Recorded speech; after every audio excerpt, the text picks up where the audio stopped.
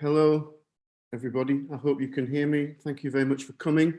My name's Sean Kay, and I'm the Programme Leader for Foundation Art and Design at the British High School of Art and Design in Moscow. And it's my great pleasure to welcome you all to the second International Network of Foundation Educators Symposium, the Foundation course in Art and Design, Past, Present and Future Collective Imaginings, which the British High School of Art and Design is very proud to be hosting again, and this time in conjunction with Future Lab in Shanghai.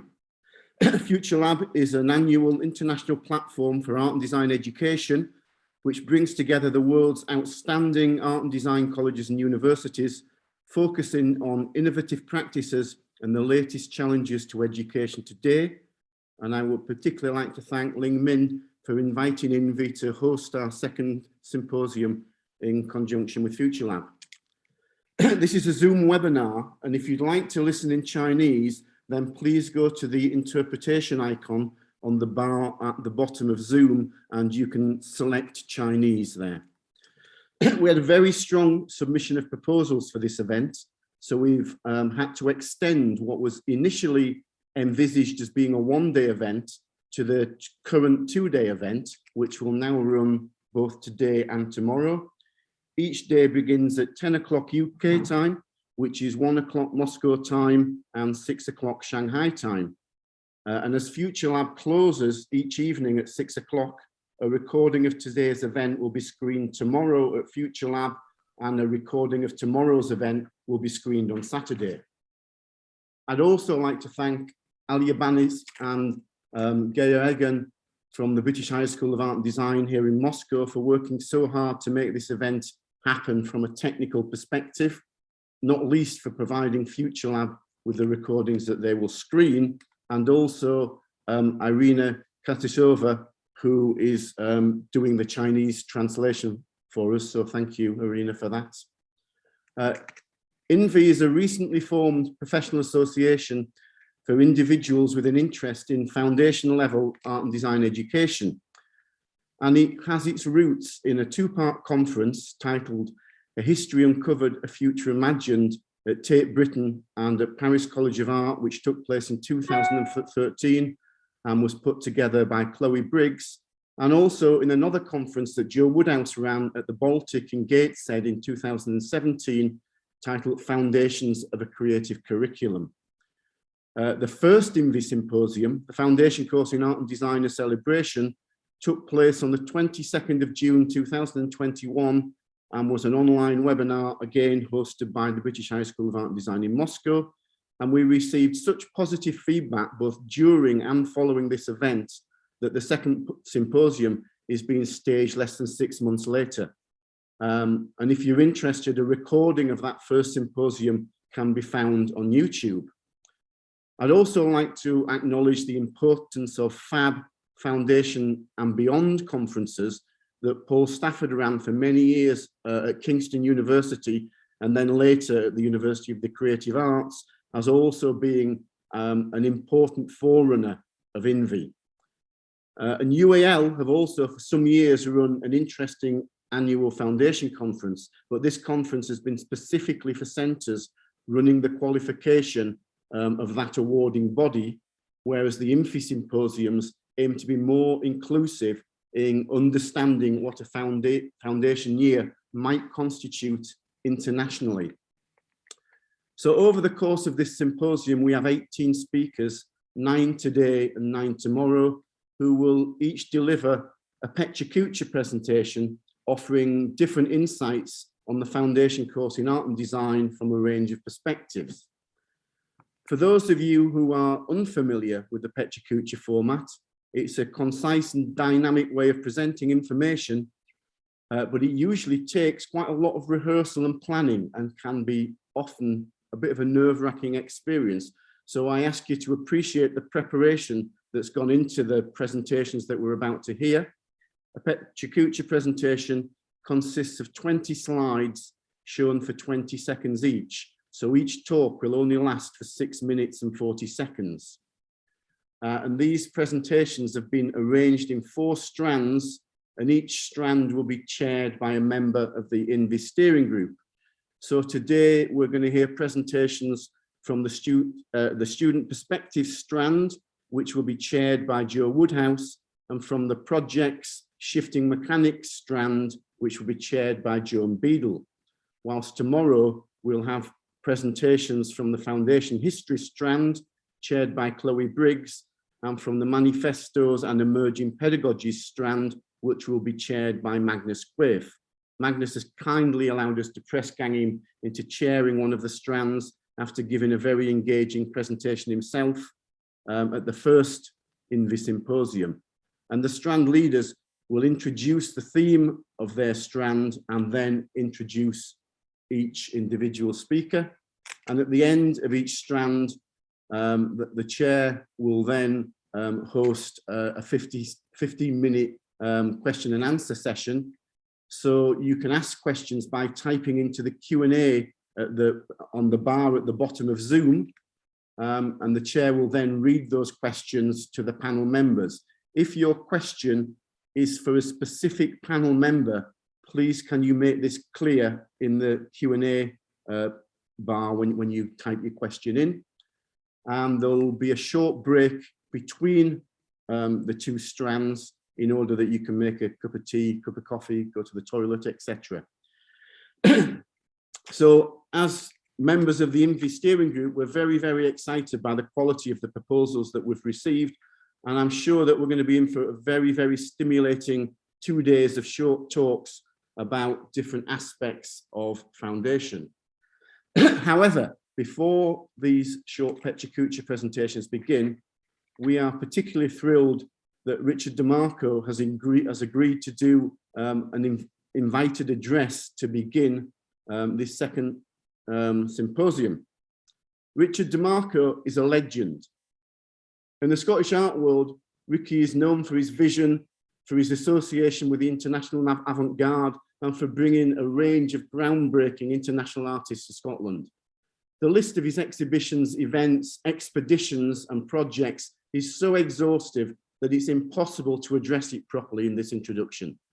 But in 1970, he organized the exhibition Strategy Get Arts, an extensive exhibition that inventively made use of the studios of Edinburgh College of Art during the college's summer break.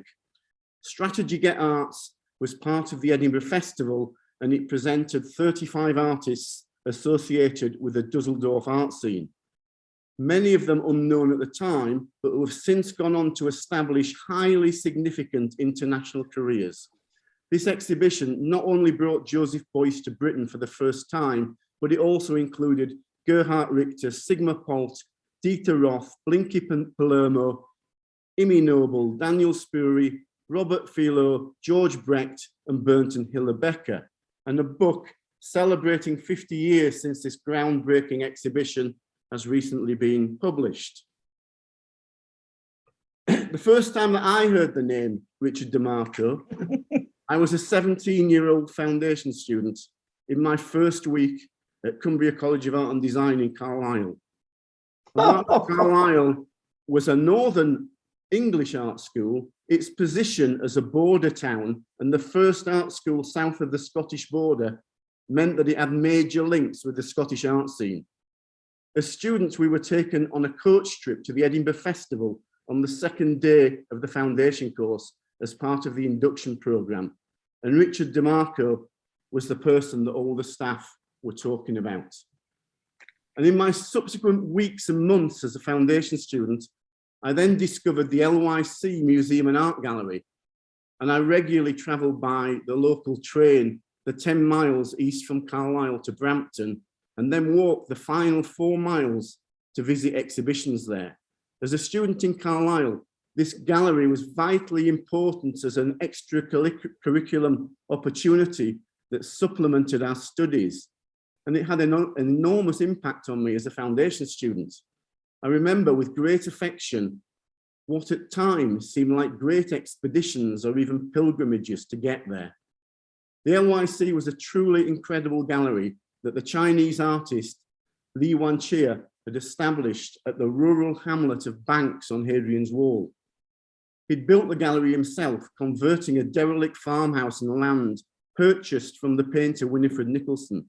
And between 1971 and 1982, Lee staged a huge range of exhibitions showing artists including Roger Acklin, Lydia Clark, Neem Garbo, Andy Goldsworthy, Adrian Heath, Rosie Leventon, Peter Lanyon, Paul Nash, and Paul Negu, to name but a few.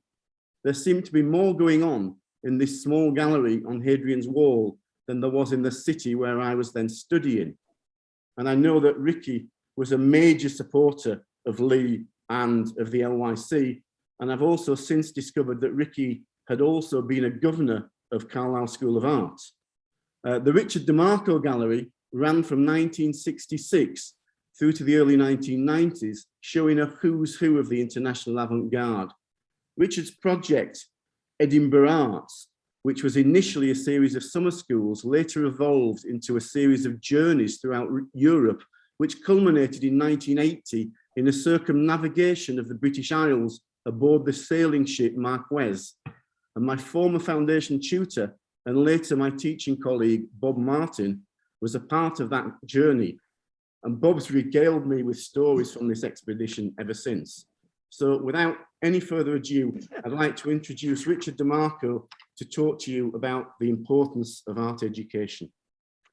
Well, I must say, I'm so pleased that you have introduced the name Lee Wan-chia to this extraordinary meeting, international meeting, because Lee Wan-chia is still part of my consciousness when I think about education. He was an extraordinary character, and I was very pleased to introduce him to Joseph Beuys. Can you imagine that? Unfortunately, I didn't have my camera with me, and I didn't have a tape recorder to record that extraordinary historic event when two great human beings met.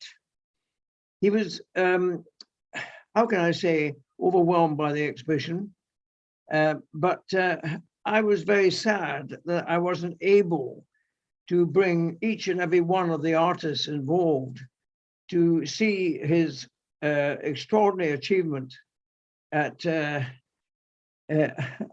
can I say, on a farmhouse, on a farm in the middle of nowhere, on Hadrian's Wall, actually. And I'm so pleased that you've given me the chance, the unexpected chance to speak about why I took him so seriously. He was a nodal point on all the journeys, all the expeditions I devised to take artists towards the experience of the Edinburgh Festival. I'm now thinking that everything I've written about what I was going to say is of no importance, because it has to take on board the whole idea that my job basically has been to make sure that as many artists as possible would take the Edinburgh Festival seriously as they took the Venice Biennale or the Castle Documenta. Because my job was very simple. I have experienced, by the way, all 74 Edinburgh festivals. And I'm hoping that everyone involved will want to help me make next year's Edinburgh Festival very special. It's the 75th anniversary of one of the great events in the history of European culture, world culture for that matter. And the other day, I was asked to plant an oak tree together with a basaltic stone in the grounds on a grassy plot in Edinburgh College of Art as my alma mater. That's where I was educated. But I wasn't really educated there. because I had to wait until 1970, long after I'd left, for me to bring a team of really important teachers who were basically unknown to the British art world, but later, as you defined them, became world renowned. One of them was Joseph Beuys. And the one thing I'd like to say about Joseph Beuys is that he is to be celebrated this year. He is being celebrated this year, but he has one more month to go, more or less, of this year. And I'd like to think that this gathering will somehow pay respect to him. Because when I asked him, Joseph, tell me, what is the quintessential nature of your art? And he answered without any delay. He said, oh, very simple. My art is my teaching. So there you are. And by the way, if you want to know who the hell I am not the director of 2,500 exhibitions and God knows how many theatre productions and heaven knows how many conferences. I'm simply an art teacher. My only qualifications are as a primary and secondary school teacher, and as a teacher on a tertiary level at a number of universities, including Kingston, where I was disguised, as professor of European cultural studies, not in the art school, but in the School of Business Studies and Law, because I realized that at most universities, the visual arts are not taken as seriously as business studies and study of law. Anyway, what I'm getting at is for me, whatever you think of as law or business or finance, whatever, all these aspects of our society, which is obviously out of control now, were made manifest in the art of Joseph Beuys. In my, how can I say, my experience of him, by the way, I collaborated with him, okay? I knew he needed to know the experience of Scotland. I felt that I had to help him to experience the Celtic culture of Europe beyond the limitations of the tiny little area of Germany where he was born, which was a Celtic enclave on the near where the Rhine met the Ruhr, the rivers Ruhr and Rhine. And I thought, you need to know the reality of the Celtic world, because you call yourself a Germano-Celt.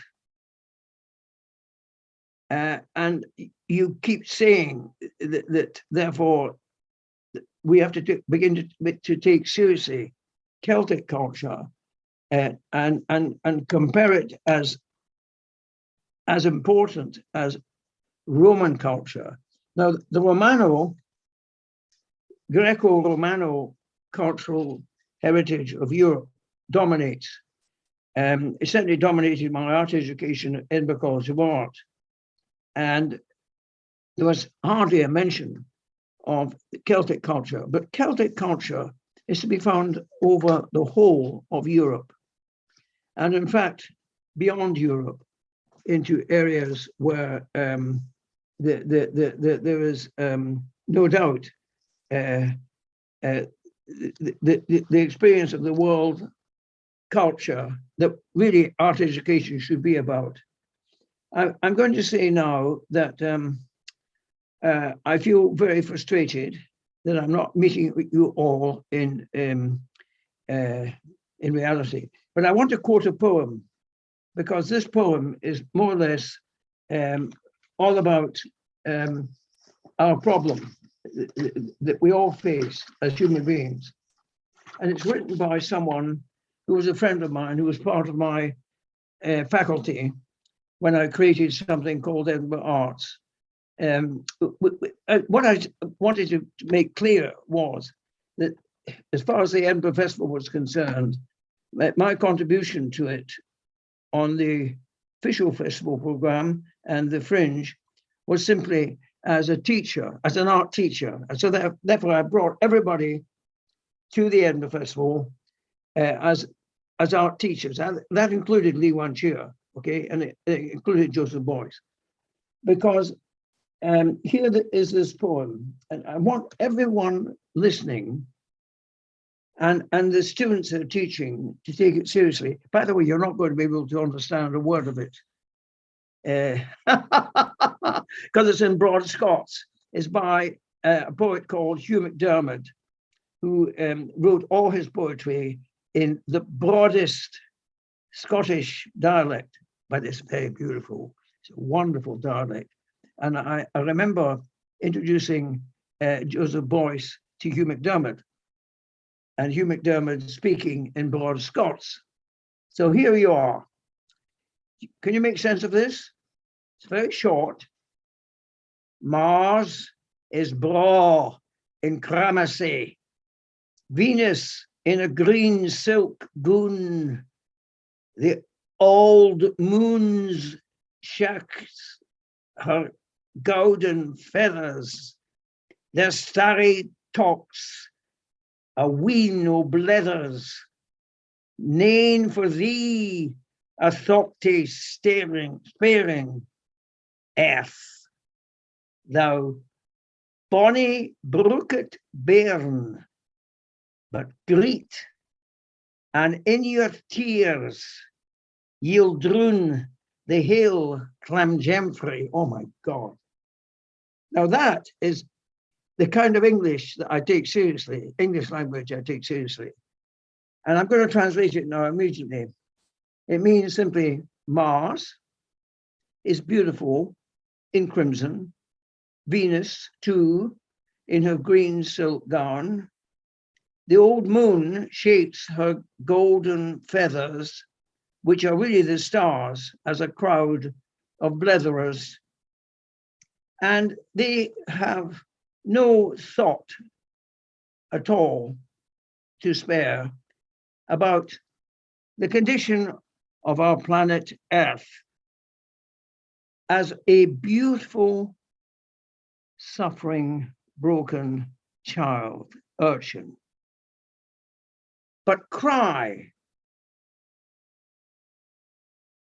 and in your tears, that urchin will drown the whole universe. Oh my God. It was right that I got Hugh MacDiarmid to be a teacher in my school, because that is the most wonderful image of the situation we now found ourselves in, where we are obviously, as human beings, not able to love the stuff and substance of what we call planet Earth within the concept of the universe. What I'm getting at is that in my conversations with Boyce, over all the years that he and I collaborated, I never presented him, by the way. You don't present a genius. He'd laugh. And I never spoke about art in the obvious sense. I spoke about every aspect of reality, because he was an artist scientist. So I must ask everyone listening to me, and including all the students you're teaching, to consider this poem. I'm going to send it to you. And I would like you to respond to the problem as artists and art students that we find ourselves facing when possibly we don't have a future upon this planet. I want the artists to be the leaders, not the politicians who use the language of politics, not the language of businessmen who use the language of big business. I would like the artists, particularly the visual artists, to consider the importance of visual art language, because I believe that that's the language which will help us deal with the challenge that we all face as human beings. Because this poem provides ample proof that we have to use that language to express our capacity as human beings to produce a liquid coming from the human eye, which is more precious than water, because it is, when it is a tear, it is the tear of extreme pain and sorrow, but it's also the tear which expresses the extreme joy of living. And I think that all art, whether visual or theatrical or whatever, or doesn't really matter in terms of music or literature, is really how we express the extremity of our feelings as we deal with the business of facing the mystery, the profundity of the mystery of human life. Now, I am 91 years of age, so I'm overwhelmed with memories. And when you mentioned Carlisle's School of Art, I kept thinking there was a governor, but I wasn't a governor really. I was trying to get the School of Art to help Lee Wan-cheer. They weren't really capable of doing that. And they ignored the tragic ending of the circumstances he found himself in. And it's up to me to celebrate his life in the 100th anniversary year of the birth of Joseph Beuys. And I would like as many people as possible, including all those taking part in this extraordinary event, to take the Edinburgh Festival seriously, because it's in trouble. It's now, I think, possibly, it's now something that is possibly without a future. And I think that would be a tragedy, because I think the Edinburgh Festival was the greatest manifestation of all the arts. And it was my responsibility, my pleasure in making sure that visual art language, and particularly that of living artists, was allied to that of artists such as Rembrandt or Van Gogh or Picasso. But the fact is that the Edinburgh Festival is more important for me than Documenta or the Venice Biennale, because it doesn't separate the visual arts from all the arts. And therefore, what I'd like you to know is that I think that we've got to see that any idea of culture that we have has to be bound tightly with the idea of education. And I would say that Edinburgh College of Art is one of, I think, 22 colleges associated with Edinburgh University. And Edinburgh University, of course, is famous for its School of Medicine and famous for its School of Law. But I don't think either of these colleges, these schools, are as important as the art school, the art college I attended, which is the one now attached to Edinburgh University, which uses exclusively the language of the visual arts. And I want to say that perhaps it's my responsibility, and maybe I would like to think your responsibility, all of you listening, to make sure that the education that you are concerned with on a foundation level is taken more seriously on government levels, because we are suffering from a world which is now run by visual illiterates, heavily disguised as members of the British Parliament or the Scottish Parliament. Most people get away with murder. They can destroy our climate by building, how can I say, and creating stuff and heavily disguised as architecture or even art, which isn't helping our planet survive. I'm going to say one thing. Joseph Beuys was the founder of green politics. He co-founded the Green Party in Germany. And that's how seriously I take him as a visual artist, okay, a superb exponent of whatever you call sculpture. When it's defined as social sculpture, that means the restructuring of society, the actual stuff and substance of society. That's how serious he took the business of being an artist.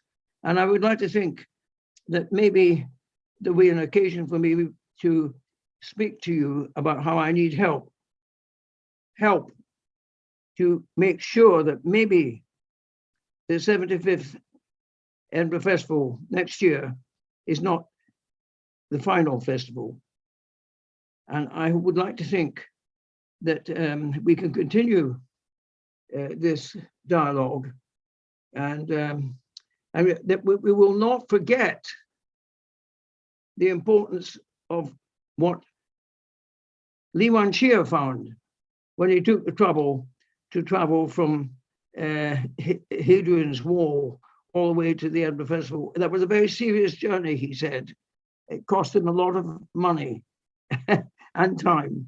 But as he said afterwards, it changed his life. I thank you very much for listening to me.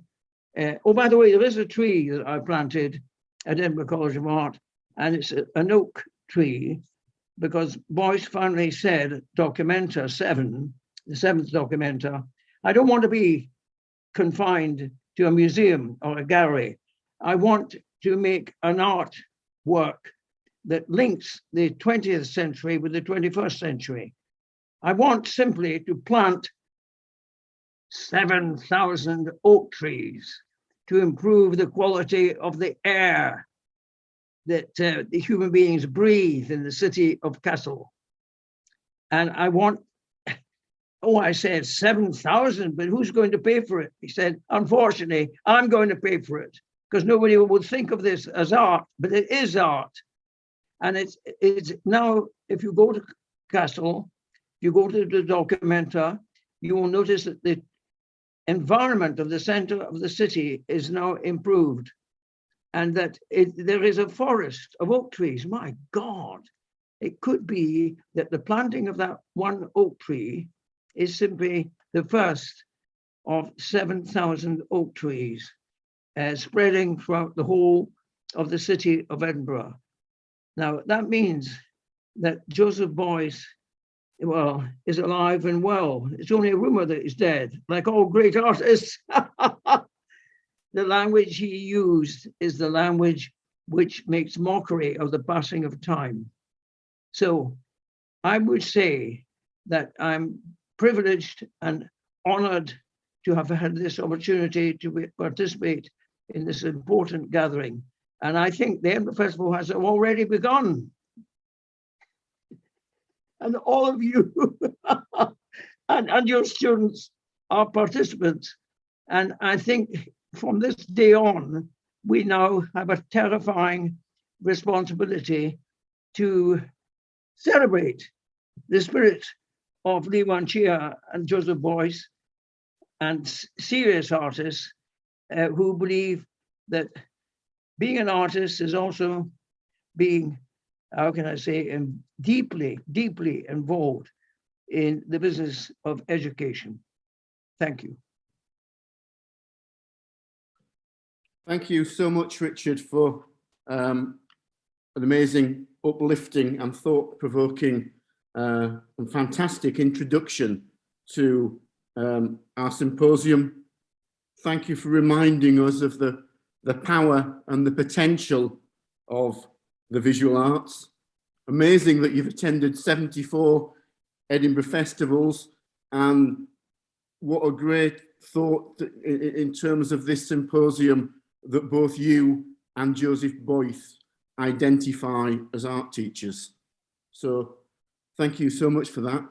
And I'd like to move on to the symposium as we start now with the strands. So I want to introduce Joe Woodhouse, who is going to chair the Student Perspectives strand. So Joe is the program leader for Foundation Art and Design, and also the deputy program leader for BA Fine Art at the University of Sunderland, where he also coordinates an annual drawing week for the School of Arts and Creative Industries. He's explored the idea of reinterpreting and re-evaluating design histories and pedagogical experiments by pioneering artists and educators, often working collaboratively with other artists, designers, and also with students. He's been responsible for organising conferences such as Foundations of a Creative Curriculum at the Baltic in Gateshead, and along with a small team of staff who also teach on the foundation programme at Sunderland, Joe established the innovative collaborative art group Foundation Press. Foundation Press makes projects experimenting with publishing, printing and collaboration. They explore an art practice built around site-specific briefs and questions, using the idea of the printing press loosely, thinking about a press as a space where different conversations and voices can be heard and can be published. So over to you, Joe. Thanks for that, Sean. I don't know how to follow that. It was an amazing talk as well, Richard. Really enjoyed that. So yeah, I'm just going to be introducing the student perspectives strand, and this strand includes 4 presentations reflecting on student experience. I think it's been really interesting to hear from the past and to reflect on what that means to practice today. And it's really interesting that these presentations come from different contexts in terms of place and time. The challenge for teachers or those involved in setting out a course or a project is maybe similar to the challenges for students in some ways.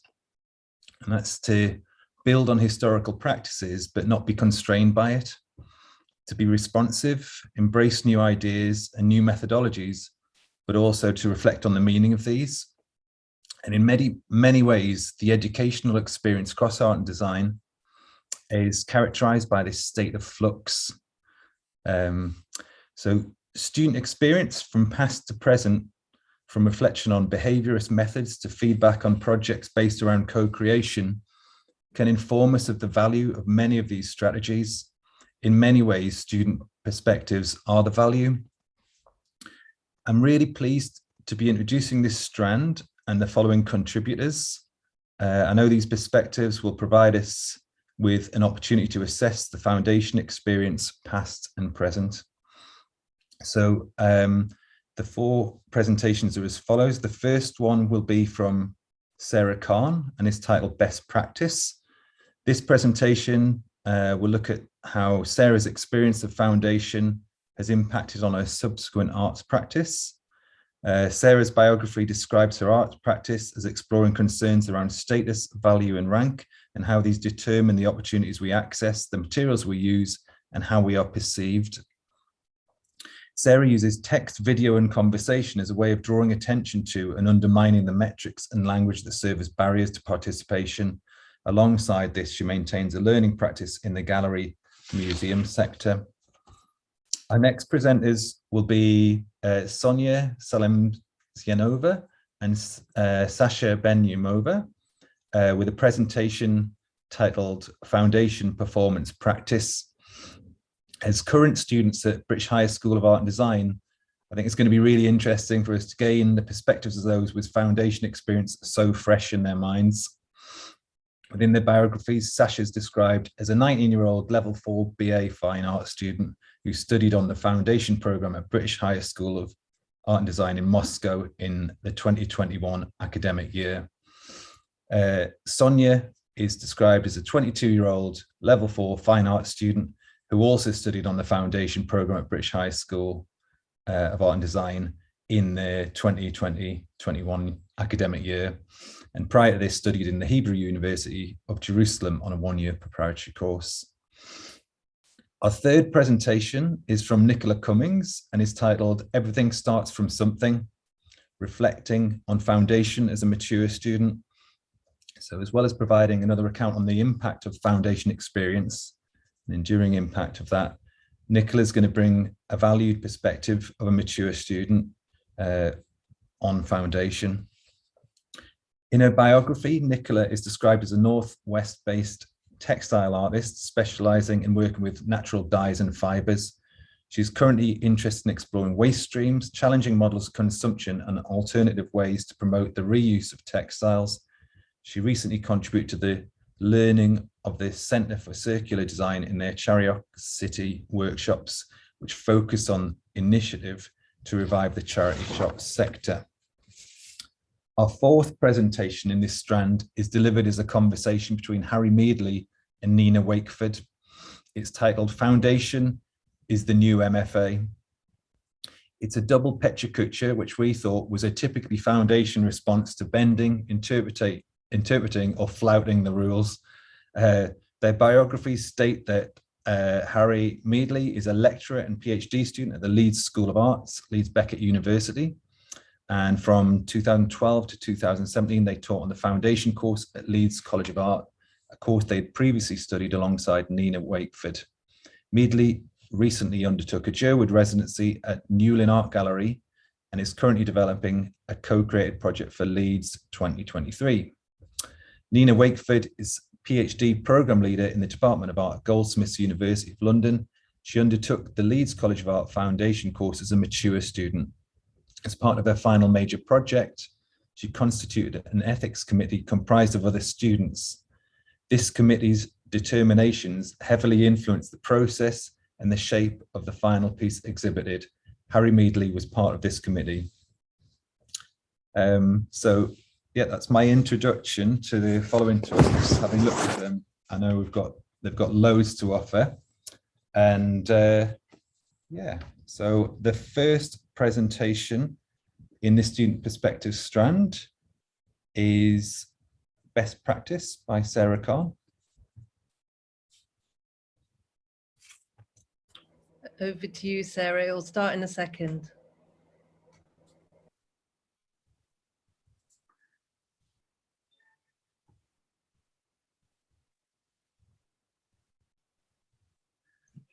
Good morning.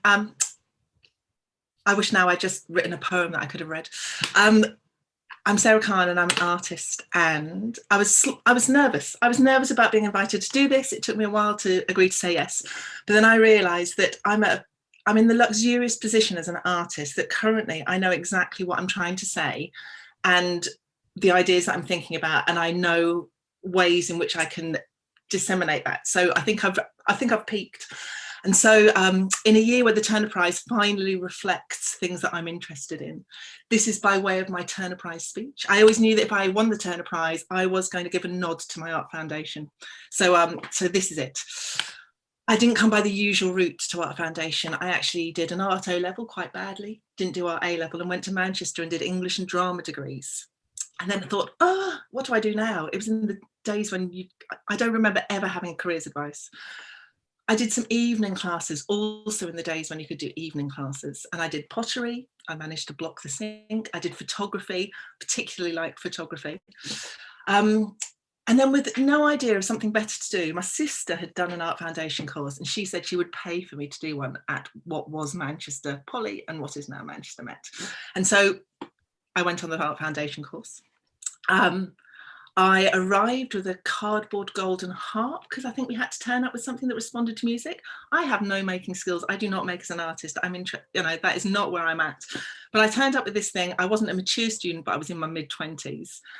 And it's 30 years ago, so there's not much I really remember. But the things that stick out have stayed with me forever. The puddle. This wasn't a project that we were set. But one of the tutors in one of the conversations talked about something they'd set somewhere else about giving their students a puddle for a week that they had to maintain. I had never come across anything like this. Remember, I'd not done art A level. I don't remember being taught about artists. I'd not set foot in an art gallery till I was 18. But the idea of maintaining a puddle made me realise that there was something beyond making golden harps out of cardboard. So that has stayed with me forever. I now work in arts education. I work in gallery education. And I will often drop that puddle into conversation because if you see a flash of recognition in somebody's eyes, you know that that's a conversation you can continue to have. In my practice, I now have conversations. I've just finished a residency at Great Ormond Street, where it was all about conversations and it was all about the value of things.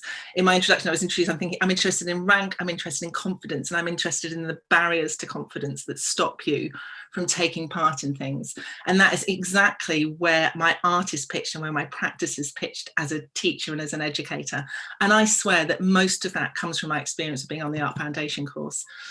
I didn't go off to college because I'd already done my degrees, but at the end of my foundation, when I'd exhibited a project where I took a daily photograph of myself holding up the time and date, again, quite badly. I'm interested in things that are quite bad. I'm interested in why we rank them in that way. At the end of my foundation course, one of my lovely tutors took me into the darkroom and went, do you want to borrow one of these? And lent me an enlarger, which meant I could continue with my practice. Whilst everyone went off to their BAs, I could continue in a spare room in my flat in Hume, producing slightly rubbish photographs. I worked in the 8th Day Cafe and the tutors would walk across from the Poly and chat to me. We had an ongoing joke about which politicians had died or resigned. I felt included in the conversation and I never felt that anything I was doing was less than what they might expect. I moved down to London in 2001 to do an MA at Goldsmiths, where my experience was the diametric opposite. Their mantra supposedly was first we break you, then we make you, at which point you want to go, yeah, thanks for that. So they broke me. They didn't make me. I've continued to make myself through conversation with artists and educators and by the practice of the ideas that were integral to what we talked about on that foundation. I had long conversations when the foundation tutors then set up a BA called Interactive Arts about how rubbish I thought the title was in my naivety. And now I think actually my entire practice is about interactive arts. Everything I'm interested in is about interactive arts. It's about confidence in exploring those ideas. And that is what the foundation gave me, and that is what I now explore. I have no idea where I'm up to now in my seconds. We're up to 2015, so I've got about 5 years left. I wanted to talk about the puddle. I wanted to talk about the enlargers. I wanted to talk about the fact that one of my tutors gave me a ceramic vase, which is still on the shelf above me. I wanted to talk about the fact that I've since passed on an enlarger to somebody else. I wanted to talk about the practice of care, and that is now also relevant in what I do, about working with people and thinking about how we all care about our practices, whether that's as an engineer, a composter, a person at the Edinburgh Festival, a poet. The practice of care and treating other people who are at different levels and different ages with respect and listening to what they have to say and carrying on a conversation around them is how people will have the confidence to then explore their own ideas. So kindness was modelled, practical support was modelled, generosity was modelled. I have to give a shout out to Dave Smith, who particularly modelled those things. He was always the person I was going to thank in my Turner Prize. It's hard actually to know what to say, because that touches on what the Art Foundation, I think 30 years actually meant. It gave me some practical skills, but really, as I wrote in my proposal for this, it didn't scar me and it didn't scare me. And as a student, those are quite important elements that I now continue. When I have young people in a gallery or in a museum, what's important is listening to them and their voices and not making feel that the environment is somewhere where they are not allowed to speak, which is your first seminar at Goldsmiths. You're not allowed to speak about your work. And so on that note, having spoken, I'd like to say thank you very much. Oh, thanks, Sarah. That was really interesting, and some great points on the experience, the holistic practice, the value of foundation, and the provocations that teachers' projects can offer, and balancing that with the care, that make or break idea. So lots to come back to. The second presentation in this strand is Foundation Performance Practice by Sonia and Sasha. So over to Sonia and Sasha. Thank you. Hi, everyone. Again, we're Sasha and Sonia, former students of the foundation course in British Higher School of Art and Design in Moscow. And we're both currently studying at BA Fine Art Level 4. And we will tell you a bit about our journey in the performative field and how we explored our practices on the foundation course, basically. During the first stage of foundation course, we didn't have a plan to go to a fine art pathway at all. But both of us were making some performative projects. While we had a full variety of mediums and practices to explore, we still choose performance, and we got progressively more interested in fine art practice. So both of us proceeded to the fine art pathway. Yeah, and these are some screenshots from our performances from the first stage.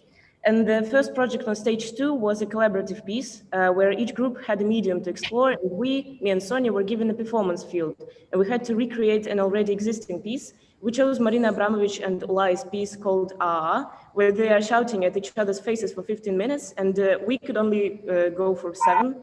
And here is a fragment.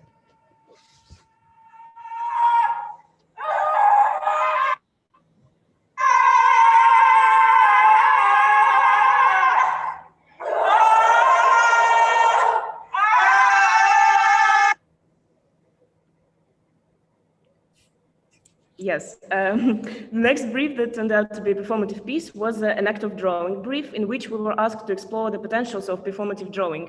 And I decided to work with the needle by punching a piece of paper with it, trying to sew it without using my second hand.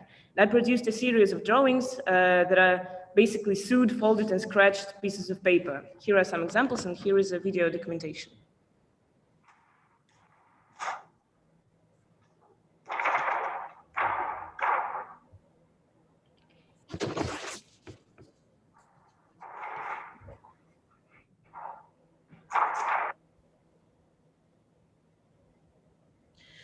Here during the next brief, we were exploring video art and video as a medium, and I was particularly interested in body restraints and body interaction with the objects surrounding it at the time. And here I break a cardboard box, which is something humans do not do on a daily basis. And it also kind of lacks meaning. And then in the end, I leave the frame. At the exhibition, I presented the video on a pile of cardboard boxes as well. And here's the video.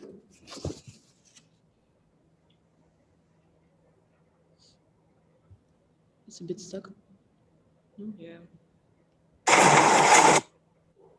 Yes. And then during stage 3, we began to expand our personal practice, working on our individual projects, independent projects. The goal for each of us was to explore the ideas we were interested in and carry out a project, fully managing it by ourselves, including timetables, tests, reflections, and researches, with the help of our group mates and tutor regular feedback. So sound translation is my final project for stage 3. In the beginning, I was generally interested in the exploration of sound field.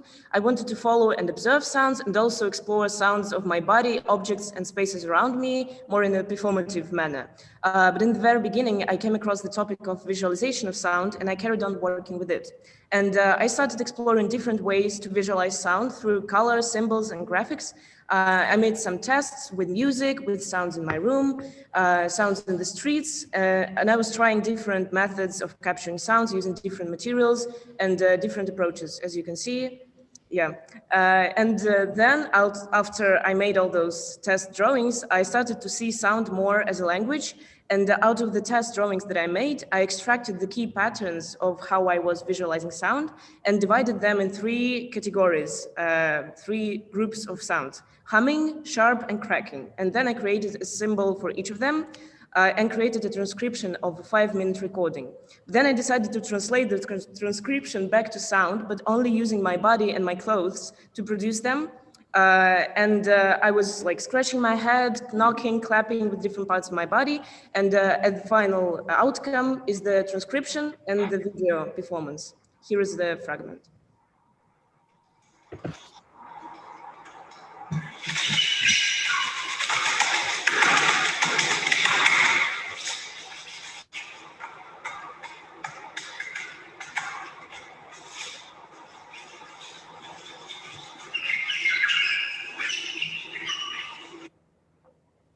And here's Doing Nothing, is the final project I worked on the foundation course. And I started out initially by exploring the essence and meaning of action itself and why certain actions can be considered meaningless and some can lead to results and how others always like useless and without a goal.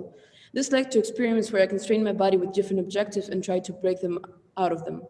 I wanted to understand my body's relationship with its surroundings and how can it be altered and changed with action. This led me to great interest in lack of action, where the body is completely still without a goal and a reason. I started to do experiments where I sat in front of a camera and attempted to do absolutely nothing, which actually ended up being quite hard by itself. Researching a variety of artists, as you can see at the screen, helped me with defining my own ideas and finding new different ways of approaching the process. I initially figured out that the only way to stop the action of doing nothing is if it gets interrupted by someone. So I started to do nothing until any interaction with someone happened. I ended up producing 5 video pieces.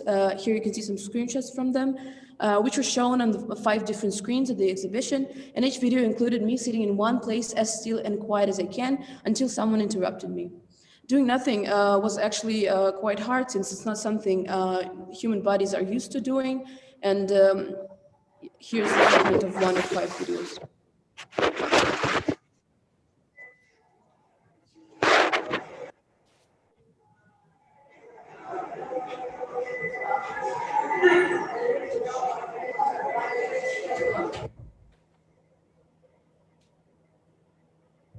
Yeah, in conclusion, we'd like to say that the foundation course gave us the first level of understanding the fine art context, helped us explore our interests and personal practices, and we basically familiarized ourselves with the process of art making, the project development, and different art mediums and performance in particular. Thank you for your attention.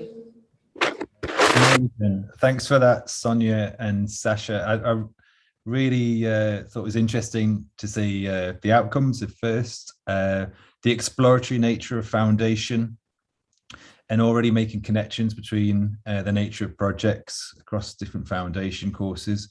It's interesting with the performative strategies and how they've attuned you to experience in different ways as well. So lots to come back to there.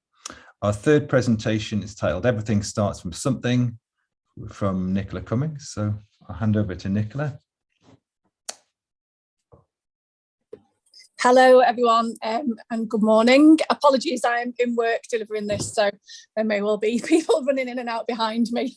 I've tried to blur everybody, but here we go anyway. I'm Nicola Cummings, foundation student from 2018-19, and I'm here to talk about foundation as a mature student and the opportunities that opened up from that. The foundation final exhibition was entitled Everything Starts From Something, and I think that's how I relate to foundation, that those building blocks were there, but it was a place where they began to be refined and define who I am as an artist and kind of frame those narratives of my work. I did a little bit of a play on the famous JFK quote, ask not what you can do for foundation, obviously not your country, but it's kind of the intent behind that around promoting public action and promoting public good. And I was kind of thinking about what can I do from my own interests to fuel what I do on foundation.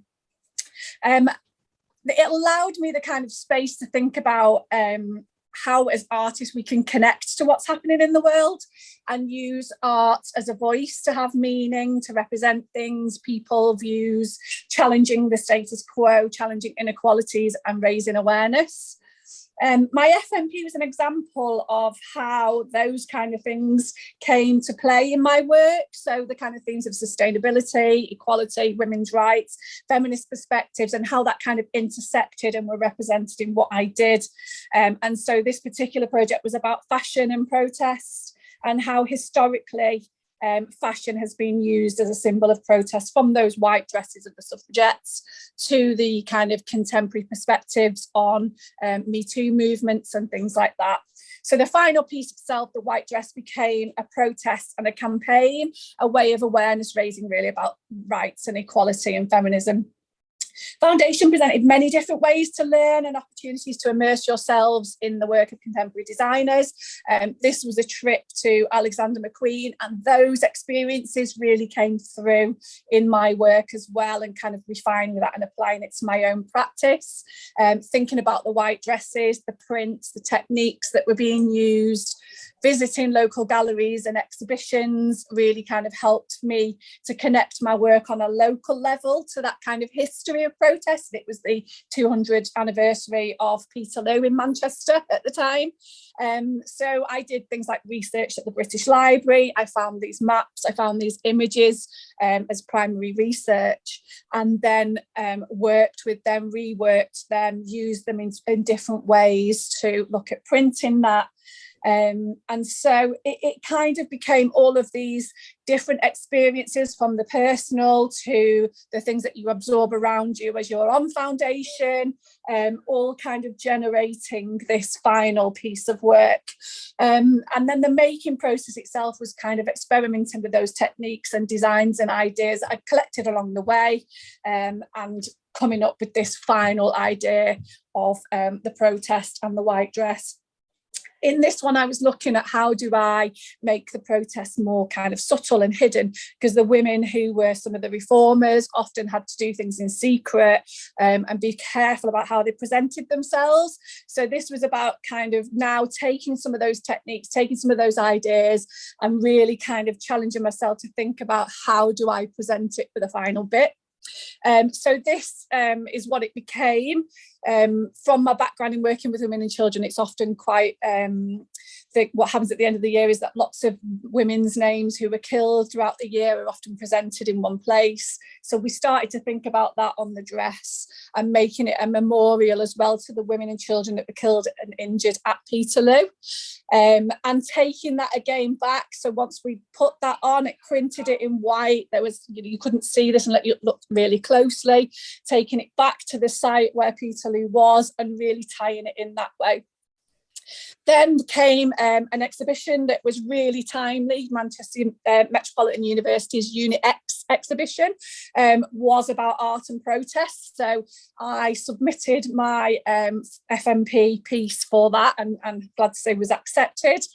So it went on display as well as part of those exhibitions. Since going to foundation, I've also kind of gone on to postgraduate study at Central St Martin's, and this was about kind of more a focus, product design focus, understanding how we can use some of those kind of materials locally, and really kind of fueling that interest in those biomaterials, designing with plants, designing with bioresins and things like that, kind of critically engaging with some of those concepts, looking at textiles that we can create from those plants. So these were some cordage for one of the briefs that I was looking at, and working with things like, that was some nettle that I used, and using things like iris, daffodil, nettle, hemp fibres, and trying to kind of really get to work with some of the techniques of weaving and things with them, which, as you can see from that little small piece, sometimes wasn't easy.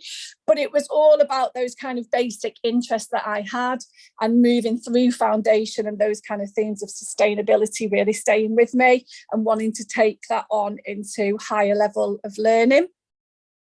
it was about learning new skills, but it was also about kind of recognizing the limitations and time constraints. And again, things as a mature student, when you've worked, you understand that because you have deadlines and things to do as part of your job, and recognizing that what we would call in the voluntary sector working in silos doesn't work. So we need to kind of draw on collaborative working. And I've kind of made many new friends within the craft world who are much more skilled craftspeople than I am, who were able to kind of work with me on that and produce the kind of look that we were going for. So again, it's kind of bringing in some of those things that you use outside of foundation, outside of your studies, and applying that to your creative work. So working with plants, this was a particular project where we were challenging, well, I was challenging the idea of luxury. So I think that might be stuck, that slide, is it? Yeah, challenging the idea of luxury and the concept of luxury, and can luxury embrace the idea of sustainability? Is it compatible? How far can we push that? And there are kind of traditionally held notions of what luxury means around ownership, longevity, tradition, and the type of people that might own that.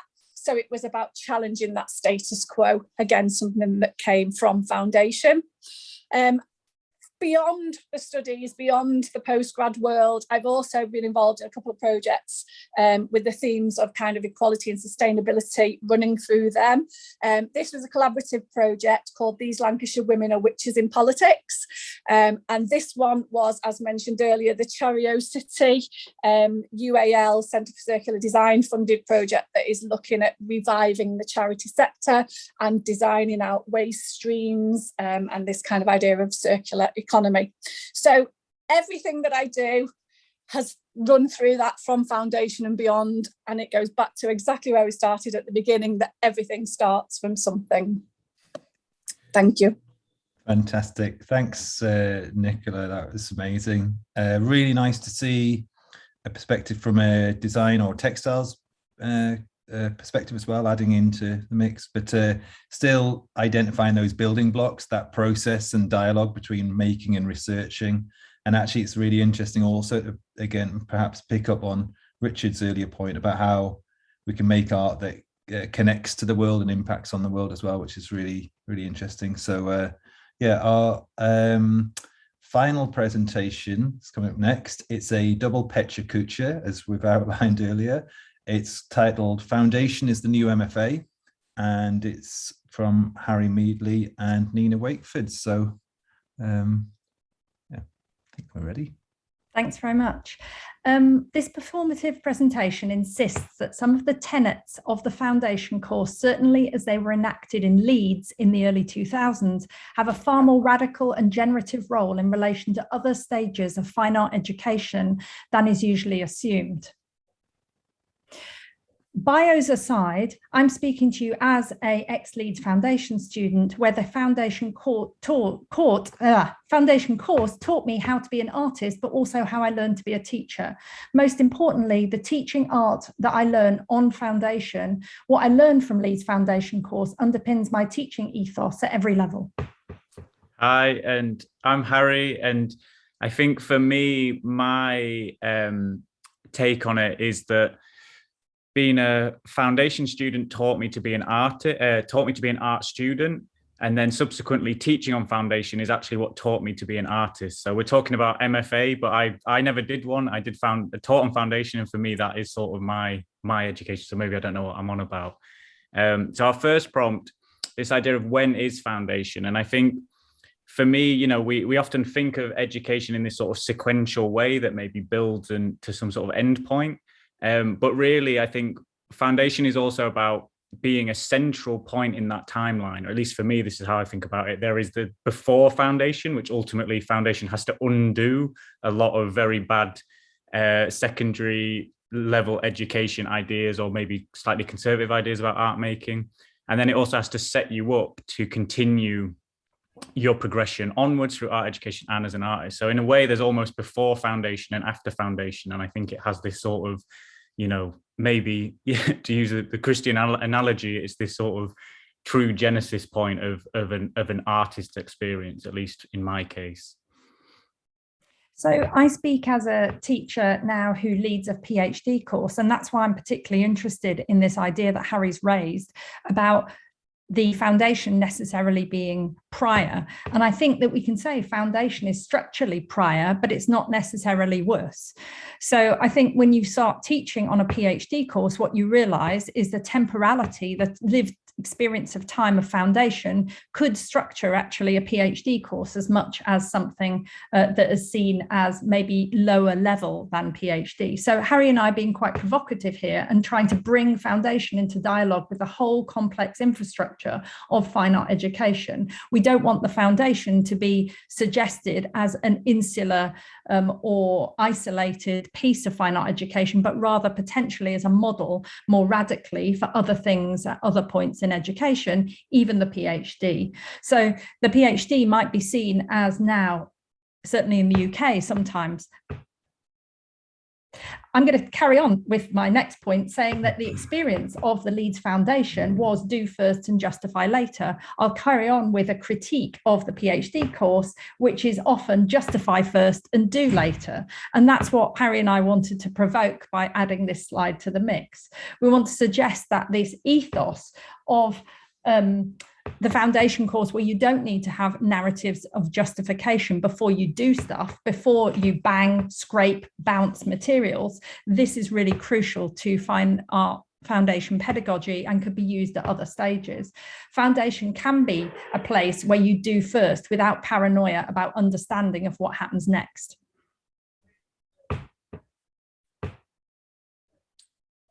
So I'll slightly jump in because it's going to switch to me in a second. So I mean, my take on it is, as someone also who is just starting a part-time PhD, a practice-based PhD, and being faced with all this recent demand of confirmation of registration, where essentially you have to try and outline and justify what you're going to do, in my case, for the next 5 years. And I've found myself returning a lot to my understanding of art making and art education that came through foundation, which is that, no, this is the work that I'm going to do. This is what I want to do. And I'm sort of, I actually am finding much use and reaffirmation in the strategies that I learned from that experience.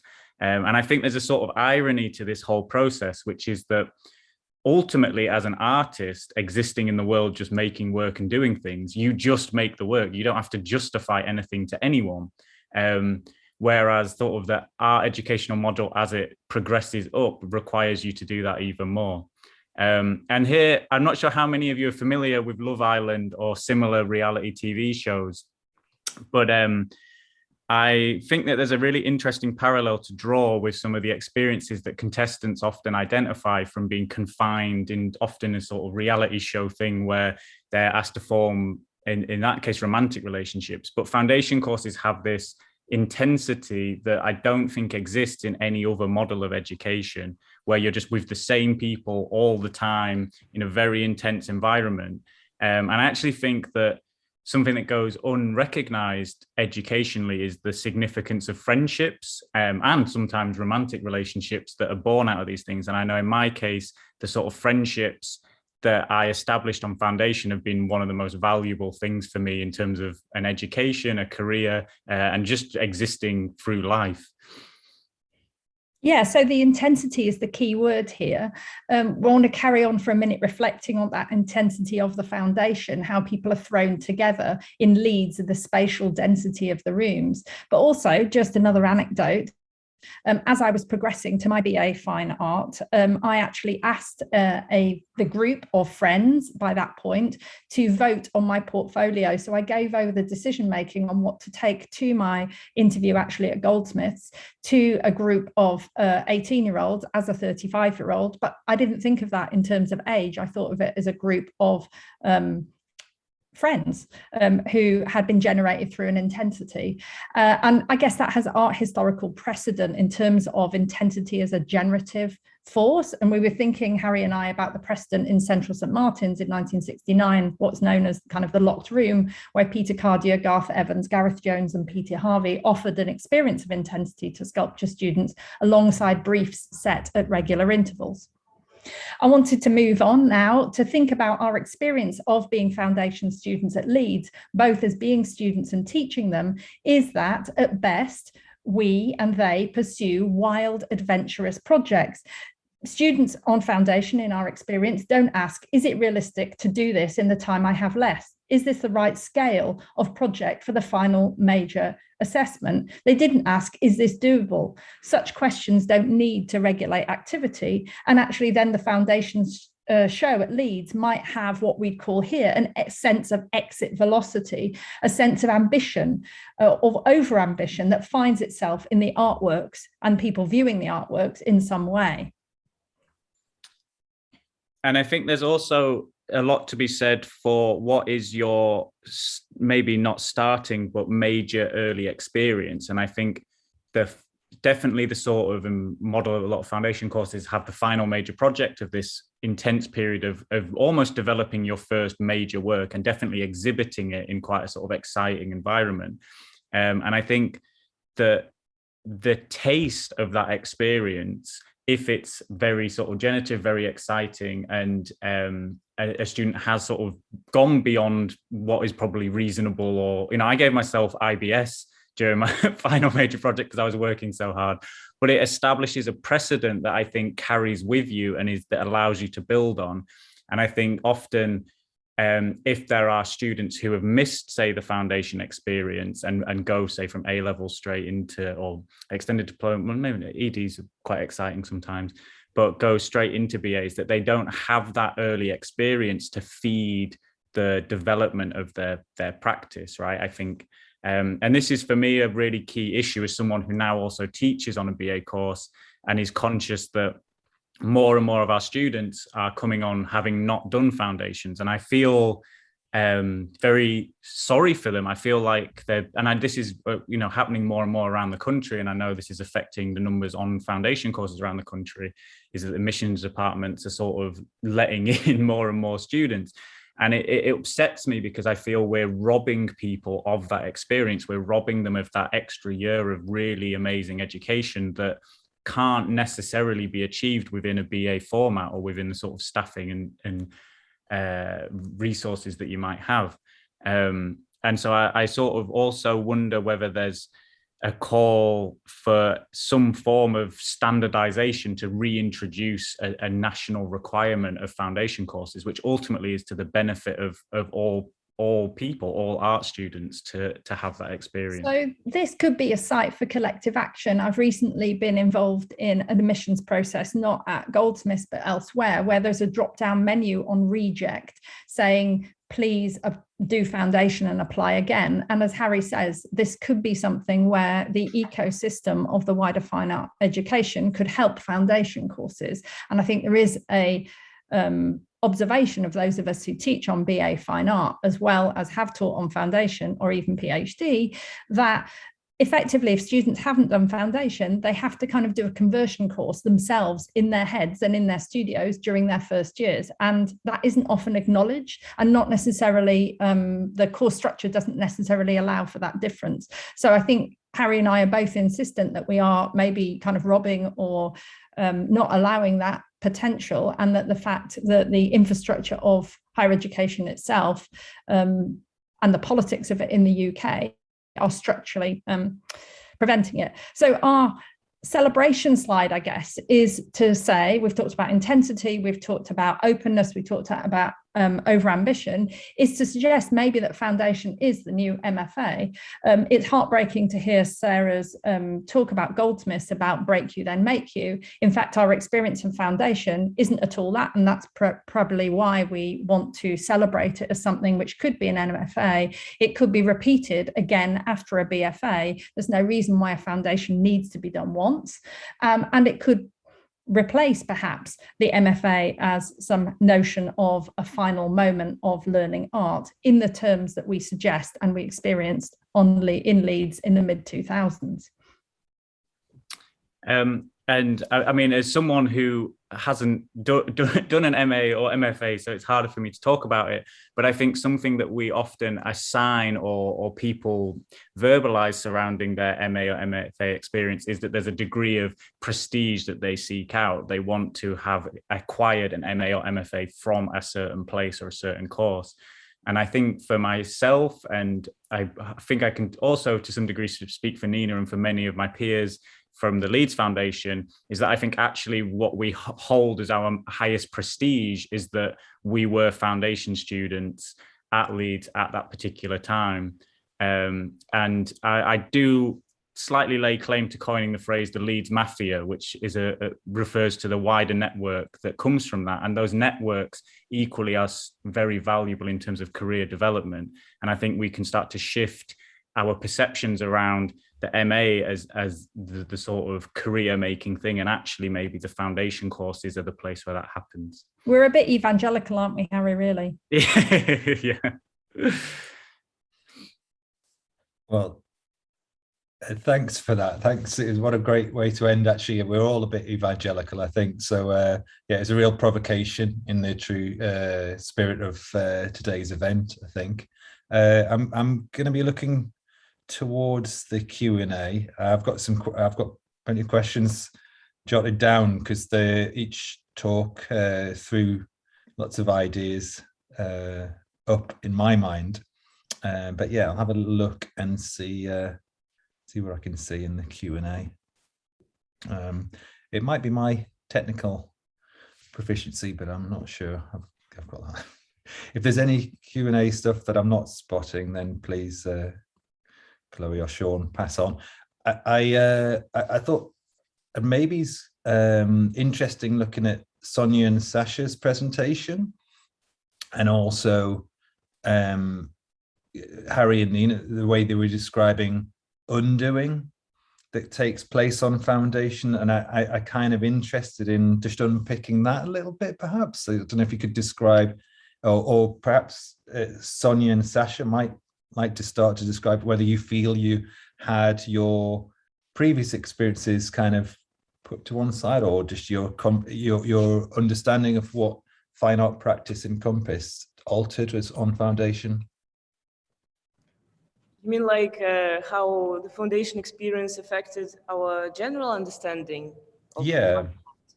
Yeah, I think basically we came to the foundation without with a very little understanding of the context.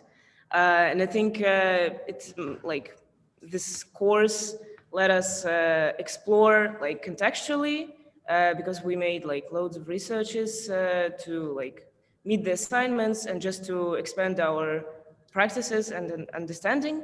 And both like alongside with that, we were given like a freedom to go with any medium we want, and really like great support from tutors to like experiment with stuff. So it's like I think the foundation was the best probably place to try everything you want. So like in the performance, it's really like helpful when you can when you know that you can try lots of things.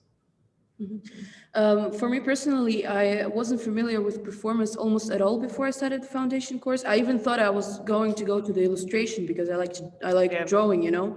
And then once I started to see my response to the briefs we were giving, and I started to see that I was more interested in my physicality, not, you know, the drawing physicality and stuff like that. I started researching, and I figured out it's a huge field that I was so unaware of. And so I get that interest of something new and something unknown led me to start exploring it on myself, because I wanted to try it, how it feels, you know, because I wasn't quite sure I understood what it was like in performance in general. So I guess with my engagement in all of that field, I started to realize more about myself and about the practice itself. So yeah, I chose fine art because of that, just because of great interest. Yeah, and actually, one more thing that I maybe want to add.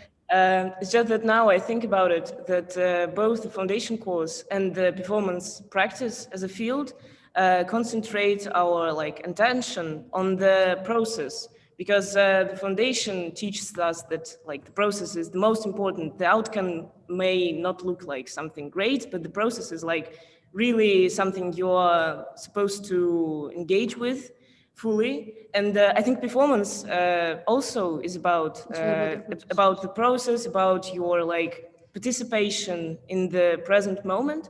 And I think it's just an amazing field, an amazing course to explore this field and to fully, I think you've really summed that up really well, actually, in terms of my understanding. And it's interesting how you see different performative strategies across different courses and how that might impact on your subsequent practice, just in terms of undoing. Nina, I know your experience on foundation, can you describe the panel that you developed and kind of how that impacted subsequently as well? Yeah, I think Sasha's last point was a really good one, though, about living in the present day. And I just wanted to kind of recall that and validate it. I mean, and also to say about the power of the foundation to undo other disciplines. I'd actually previously done a PhD in sociology before I'd done foundation in art. So I actually had all of that to unpick, not just 2 years of A-level in art. I don't know which battle is tougher, but they were both pretty tough, I think, both for A-level students alongside me and me unpicking a different discipline. And I think that what I did with the ethics committee was to devolve power to explore the relationships of power and selection in the British higher education system, which actually was about a total individualized sense of build your own portfolio. And I thought, well, what happens if this was collectivized? What happens if the spirit of the Leeds Foundation course of collective intensity and support could actually feed through into the next stage? So Harry was part of the ethics committee that helped me determine all the decisions in the final major project. And then the way that the final major project fed into my portfolio was that students voted on which precise pieces I took to my BA interview, and that's all I took. Fantastic. Yeah, really interesting too. I think, Adrian, have you got your hand up for a question there? Yeah, and an observation as well, really. But I really loved Sophia and Alexandra. The fun of it, and the sort of the word play, I think, is incredibly important on foundation, and perhaps that dilemma of students going straight into BA. I think maybe it's about that play. Is that students coming in to foundation, you don't need to tell them that play is important. Whereas, Brian Eno talks about the idea that a definition of art is adults learning to play again. Foundation seems to me to be a great place where you can just carry on doing that.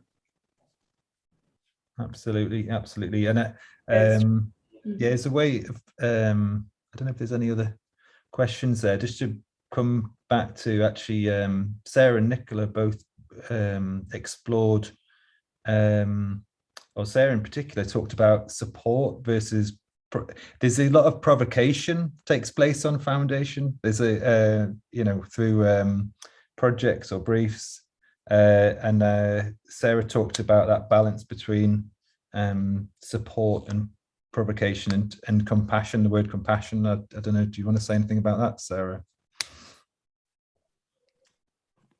I think it's interesting to have gone first and have heard the other ones, which I really enjoyed. Thank you, because it's such a different range of approaches. And I think I'm probably, because in my practice, I'm interested in not just the underdog, but the person sort of maybe in the middle who doesn't quite fit the normal course. And so I think in terms of, I've already lost the question. You're asking about compassion, aren't you? I think in terms of compassion, it's about recognizing the different routes that people come in and allowing space for them to experiment and to do all the brilliant things you were doing in those videos. And yeah, just about creating space for different voices and recognizing different routes in and different barriers.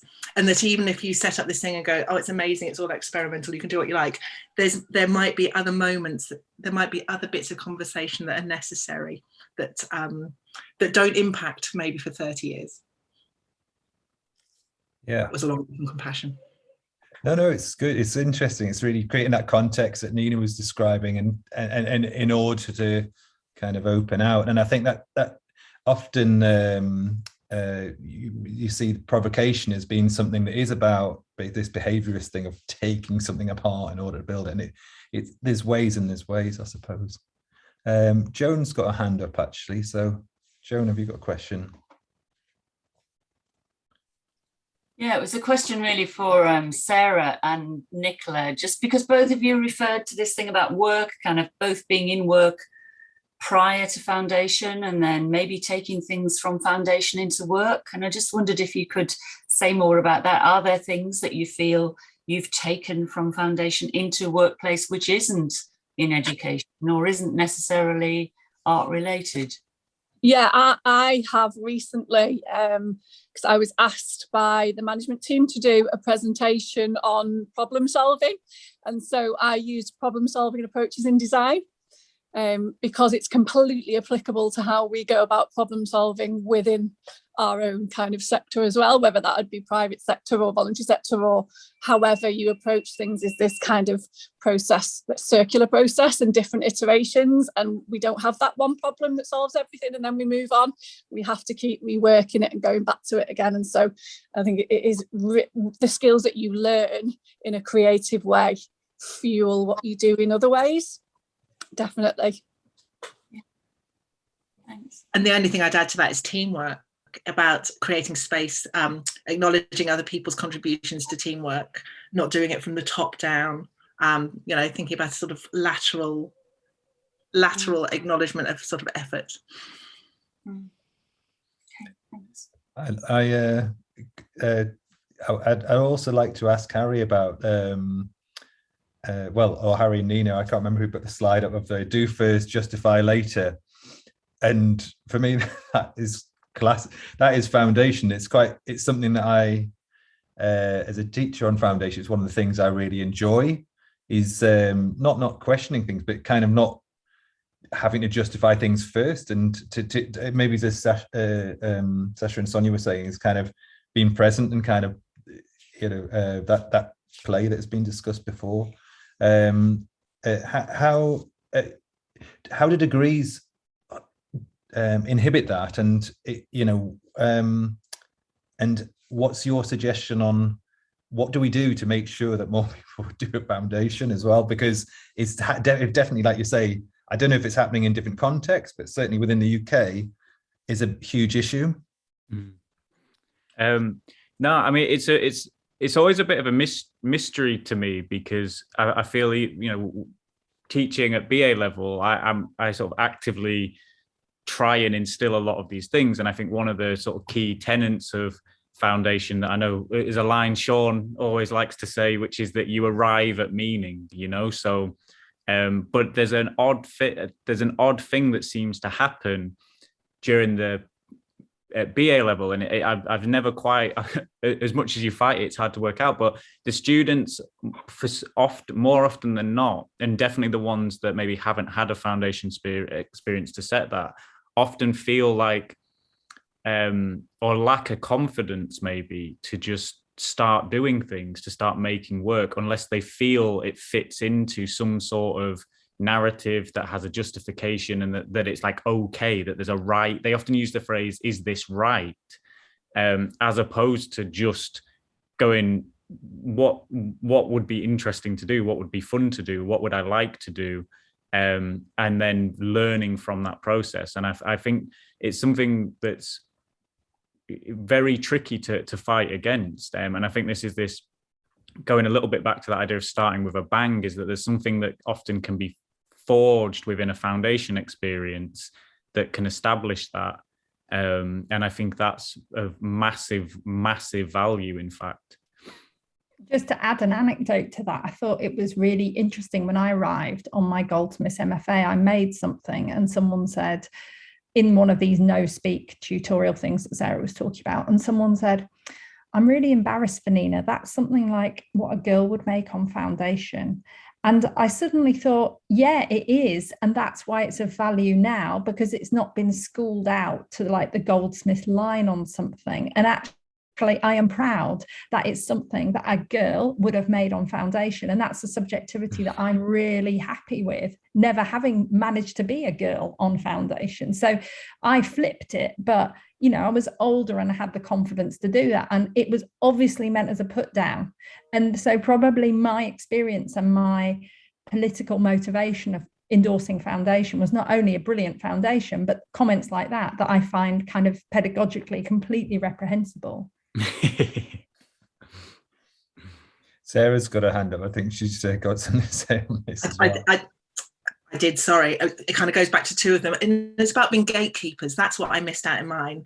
The idea that people are gatekeepers towards accessing all sorts of education. And on a foundation course, if you're open enough to say, just experiment, don't think about what's best, what's right, then you're allowing that. But the minute you hit some higher levels of education, just the language that we use, I didn't know what pedagogy meant till I was about 35. And I'd been working in arts education very successfully for 15 years prior to that.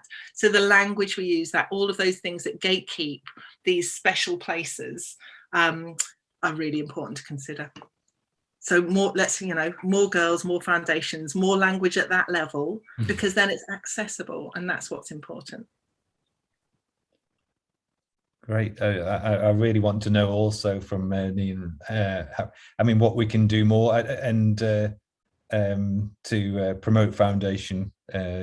You talked about us, those of us that teach on degrees, kind of, how do we get around the institutional pressures towards this, or how do we, how do you seek to address that? I think what's interesting is, having been through this admissions thing where there is an option to reject a student that isn't quite ready for a BA and say, do foundation and then reapply. And that seems like a really small technical thing, but it's an affirmation of foundation. And so if students go back to their schools, say in the UK, their A-level teachers, and say, oh, they've told me to go and do foundation. What's foundation? You've never mentioned it. Or it can't really be worth all that. I think we need to develop collective strategies of affirmation of foundation. Some of them are going on here, which is why this is a fantastic event. But also I think others are like actually reaching out to colleagues in BA level, MFA level, in like leaders of PhD, saying, sometimes I get applications to the PhD at Goldsmiths, and really what they need to do is a foundation. They might have done like an MFA, but they've never done a BFA. They've definitely done. And I feel like saying there's no drop down menu saying do foundation, then reapply for the PhD. But I kind of feel that is honestly what would be good, and another affirmation of the foundation as not necessarily living as prior to the BA, and then that's all it is, because it's not all it is. In the way also that Sarah's saying about this like radical openness.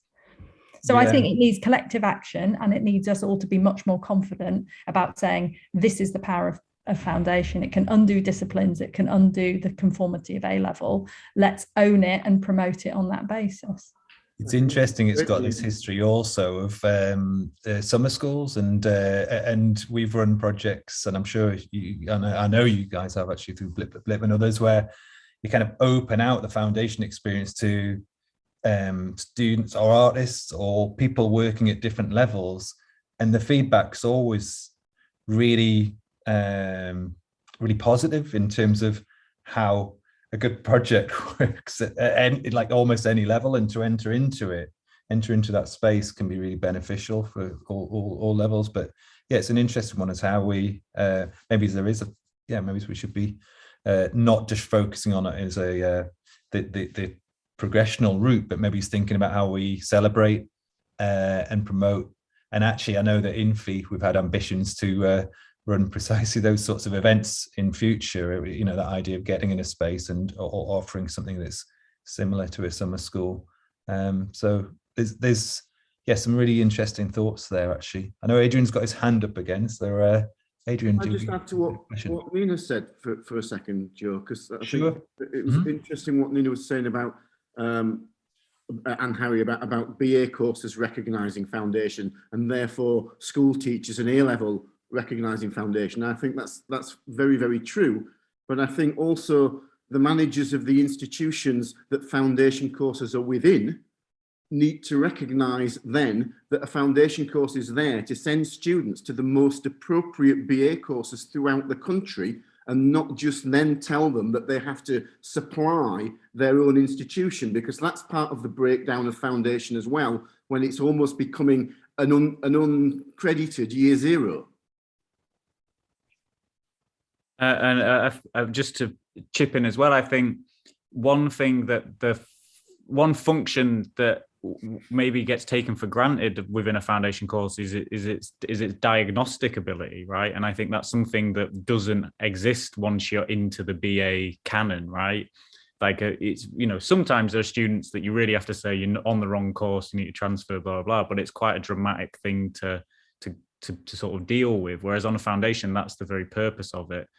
And, you know, and maybe it's also explaining to higher ups within institutions that diagnostic process actually helps with student retention, because you've got students on the courses that's appropriate for them, you know. And I think a lot of BA courses do suffer from students on courses that isn't necessarily appropriate for them. And I think that's something that, yeah, just a better understanding, both say at A level or secondary and A level and within higher education, of actually the value and process of foundation and how it benefits everyone is something that, you know, I'm sure everyone here is happy to work towards, right? Yeah, for sure. It's great. Adrian, yeah, hand up there. So Adrian, if you've got a question. It's just a few observations again, really, about the value of mature students, not just to the course, to themselves, but I think to the dynamics of groups. And you never know why, but some years you just seem to, or some pathways in a year, they just really seem to gel well. And I do often think it's because there's one or two mature students in there actually who have a different approach. Perhaps they have a different speed with which they learn and do things, but it seems to have a kind of almost like a balancing effect or something. I've thought about it quite a lot, actually, the role of the mature students.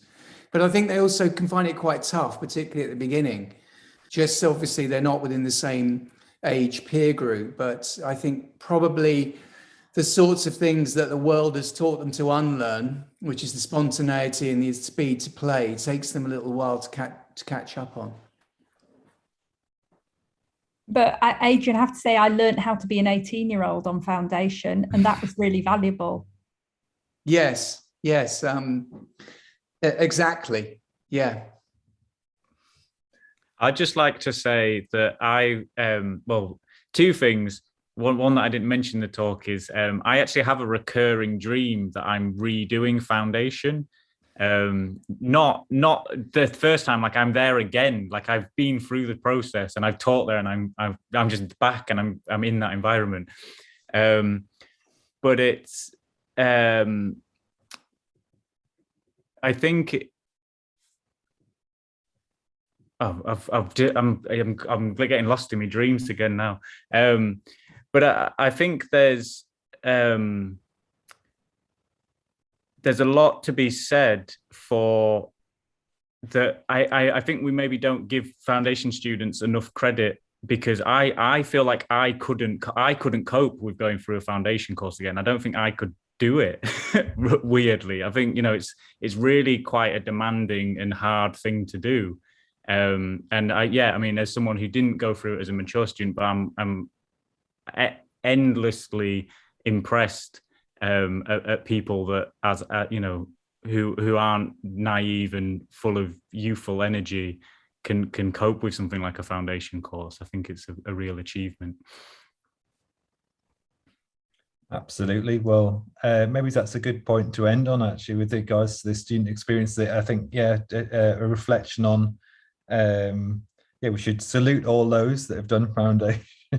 Take a bit of a breather before the next strand. But yeah, the resourcefulness and the flexibility of foundation students and the way they approach things is something that's definitely useful to draw on throughout careers, isn't it? So yeah, at this stage, do we take a break before the next strand, Sean? Yes, can we take a break and come back at 12 o'clock UK time, 3 o'clock Moscow time, 8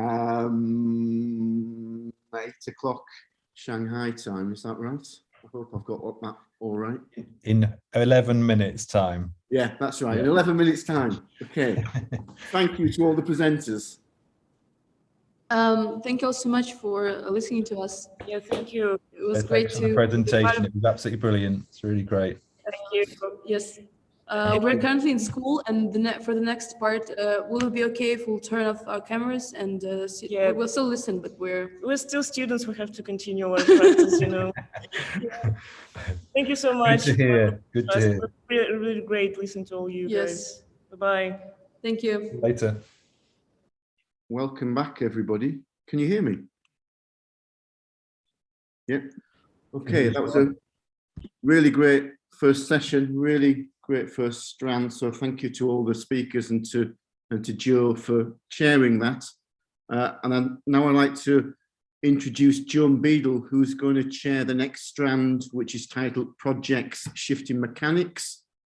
So Joan is an artist who for over 30 years taught at Manchester School of Art, predominantly on the foundation programme, where she was for a period the programme leader and where she was also the fashion and textiles pathway leader for many years.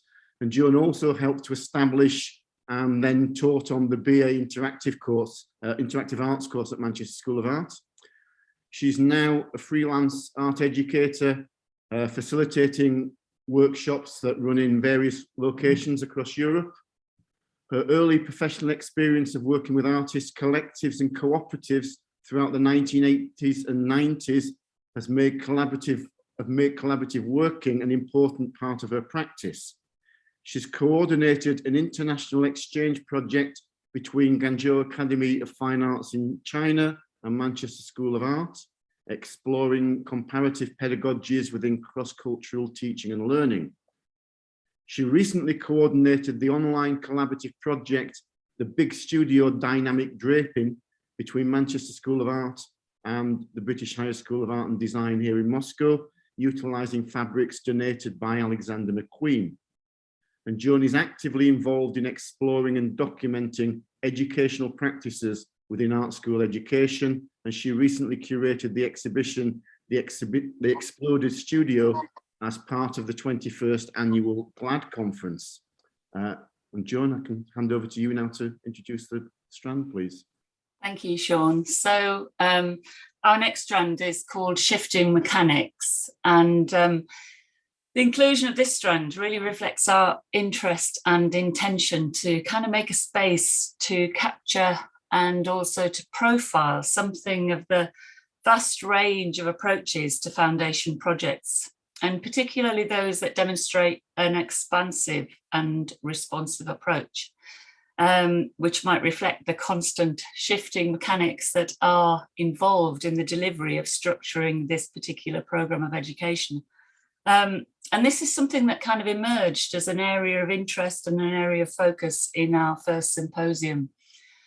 In my own experience of 4 decades of teaching and learning across a number of different foundation art and design programs, I've encountered many different approaches, but in general would reflect that usually foundation projects typically have a multifaceted identity, often with open-ended aims and divergent opportunities, promoting a sense of adventure and a sort of voyage of discovery, and also one which dutifully enables students and staff to meet the increasing demands of various educational quality audits.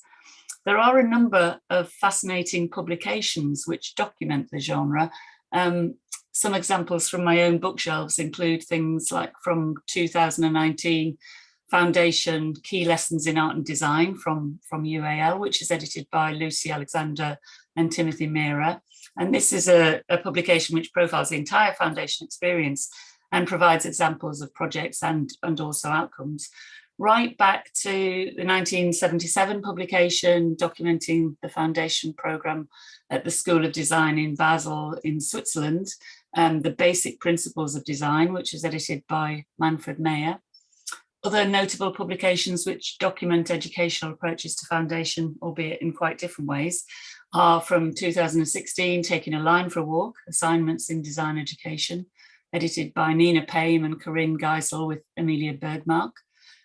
This is a publication which showcases an extensive catalogue of projects from an international group of contributors, including many approaches to foundation projects, and also the Q Arts publication from 2013, 15 methods, 20 questions, edited by Sarah Rawls and Joe Allen, which includes many examples of the workings of foundation programmes across the UK.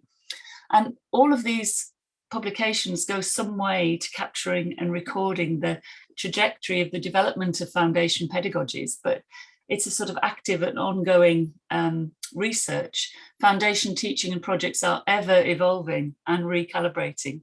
And as we give this further regard, it might be interesting to consider if it's possible to sort of distill intrinsic identifiable elements and qualities within the genre. Is there something special and unequivocally unique about the very nature of an art and foundation project that we might begin to decipher? To consider a quote from the late great UK DJ John Peel when he was talking about the British band The Fall as being always different, always the same, and wondering if this is a phrase that we can apply to the continuum of foundation projects. Our speakers in this strand are going to present examples of foundation projects which go some way to demonstrate this continued trajectory, generously sharing their own experiences and examples of their educational practice. Our first speaker is Adrian Scrivener.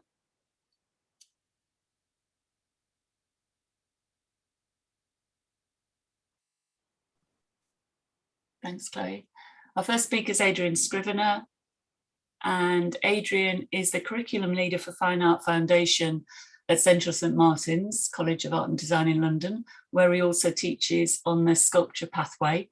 Adrian's going to talk about fusing his own experience in making large-scale, site-specific sculptural works and curatorial knowledge gained when directing the Tram Depot Gallery for 5 years. Welcome, Adrian. Thanks. So I like to think there's a little bit of Joseph Beuys in this project because he had a big impact on me. We wanted to get the foundation students to make a piece of work that engaged with the public, that didn't just sit inside a studio. And we did 3 of these works outdoor in Waterloo Park, which is part of a wider complex of Northwest London parks. And it embodied all of the things I think that really matter about foundation. So research. On the left, we have a lecture. This is in Lauderdale House, who are one of the partners, about the history of the park that we showed in. And on the right, Mark Wallinger kindly spoke to us about how you might develop site-specific works. And you can get a sense there of the number of students taking part in this project. Mark there again talking to a student, and Karen Tang, my colleague in sculpture, talking to students about the way that they might select a space within the park and think about developing a work safely for that opportunity. So the first stage would be to come up with some visualizations, and you can see 3 of the typical kinds of methods, which would be drawing on photographs that the students would take of sites that they're interested in, or collage, or on the right-hand side, obviously Photoshop there. And you'll see some of these works and the difference between the way they actually ended up being. Then if an idea had been signed off by the tutors, and we did think very carefully about logistics and risk, they would go and see the technicians in the workshop, they would show them drawings, and the technicians would help those ideas come into reality. And then it's about using the really amazing workshop facilities we've got at CSM. And all of these students here, they would have had their projects signed off after having designed them and drawn them and working with a number of different materials, basically making the work themselves. And you can see here a number of different approaches that they're taking. One of the things that's really important about this project is the way that it allows sculpture students to scale up their work. I mean, you didn't have to, but it's something that quite necessarily when you're showing work in a large scale park with large vistas, you needed to scale the work up. And this is something that's fantastic for student confidence, as well as applying the skills. So that's Hampus and me in a pond there on the left. You'll see his work in a minute. I mean, I think this work was a lot of fun for students, and we wanted them to take part in all of the different proposals. On the top right, we're speaking with Camden Council there about how we could and couldn't use the trees. And you get here a sense of this, the overall scale of this project. And I think this is what's crucial to this, is the number of students, and the fact that you have a kind of a captive audience of makers meant that we could put on a really significant trail of works through this very compact but very beautiful park, which has very, very different types of spaces. So with trees, both of these projects had to be signed off by the council in terms of not damaging the trees. And obviously we've got a great deal of movement in the piece on the right, and sort of notice the piece in the background there with the bright colors. This became a real predominant theme we found with work, because color stands out so much. This piece on the right here, Anna Garcia Herfkens, is the drawing that we saw earlier on. You can see that it's changed because the difference between what things might be like in your imagination and the actual reality is very different. And students learning to just be confident to present things as they came. So the soap in its packaging was fantastic. Hampus's ladder there on the left. And I really like this photograph on the right. That guy up there, he probably has his lunch up there and reads newspapers most days. And he's not interested in art in the slightest. Yet there he is. And we've got this strange red thing coming out of this site that he really likes. So we did Park 3 times. This is the second. It was probably more ambitious than the first. We did it a bit later in the year. And you can see in the center, you've got 3 dots. That was a piece of work that straddled, one student straddled through the park. But the key thing here is there's no hierarchy. There's none of those numbers is bigger than anyone else. All of the works are treated equally. This is an example of a student who kind of produced a work that was really very, I guess, proficient, but it was actually also very well made, well executed, but it had changed an enormous amount from his original proposal. I think that kind of learning of how things actually operate in reality is really important. And the opposite side is a student who approached this in a much more gentle way. So these were pieces that you would encounter, and they're based on those little wooden plaques that you get on trees that tell you about which tree it is. And these are just the Latin words for various kind of objects that are very prosaic. Maybe some of the problems we get is students perhaps tend to approach this as public sculpture. And so they go for the scale and they use materials which perhaps are not as appropriate as I think we should be encouraging. This is, expanding foam, which is not great for the environment. The project is one that we wanted to advertise out to local people, and the bear on the left there became very much the kind of the poster image for this project. But I hope you can kind of see the huge variety of different approaches that students were taking, including just directly digging into a soil patch. And these very different kinds of landscapes. So that's Eric's piece that you saw being built earlier on. People were able to go up and play that. It was like a massive instrument. And then this piece on the left, it echoes the shard that's in the distance, and it's made out of hundreds of Nespresso capsules. And then finally, well, the audience. I mean, students learned that they had to negotiate bad weather. They had to negotiate dogs peeing all over their work. And, what was great about this is that walkers and runners who use this park would encounter work as opposed to necessarily visiting it. And obviously children as well. I mean, it's the biggest cliche to say that we're doing something about the future and having a picture of children, but we wanted to try and plant a seed for kids in the area who don't know about Foundation, but who might like to think about doing it. And we got students wrote very cogently about their experience of how engaging with an outside audience really was very helpful to them. Thanks, Adrian. So much in that, so many fascinating insights into your project, and also the outcomes, and a really nice sense of kind of exposing students into those kind of complex logistics of what happens when you're running a live project. And you seem to embed that into the project itself really nicely. Moving on to our next speaker, we've got Pauline Clancy. Pauline's going to speak next. She's a lecturer in graphic design at Belfast School of Art. She's also the course director for Art and Design Foundation Year for Specialist Degree. Pauline is currently undertaking a practice-led PhD at Ulster, where her research explores analog and digital approaches to typography. Her research practice encompasses experimental digital approaches to typography and also expands into an area of printmaking, and in particular screen printing for typography. Her work Process Book 16 received a Communication Arts 2021 Typography Award and featured in the CA Typography Annual. Upcoming publications include Beyond Pattern Chaos, Making and Meaning Anthology, reader peer-reviewed by Norwich University of the Arts Pattern Chaos Research Group, and it's published by Intellect Publishers. Welcome, Pauline. Great, thank you, Joan. Thank you, Joan. Great, so yes, my name is Pauline Clancy and I am current course director for Foundation Studies here at Belfast School of Art in Ulster University. And so my presentation today will look at a project I delivered online last year with a group of 35 graphic design and illustration foundation students. So the project brief asked the students to produce promotional material for an exhibition, which included a poster and social media visual. The students were given a list of exhibitions to choose from, and of course, because of lockdown, the exhibition had to be visited virtually online. So the project was structured with an emphasis on research and process, with a number of interim deadlines scheduled into the project brief. So very much a step-by-step serialist approach. And the first step asked the students to virtually visit an exhibition and, under a set of predetermined criteria, gather as much information as possible about the exhibition.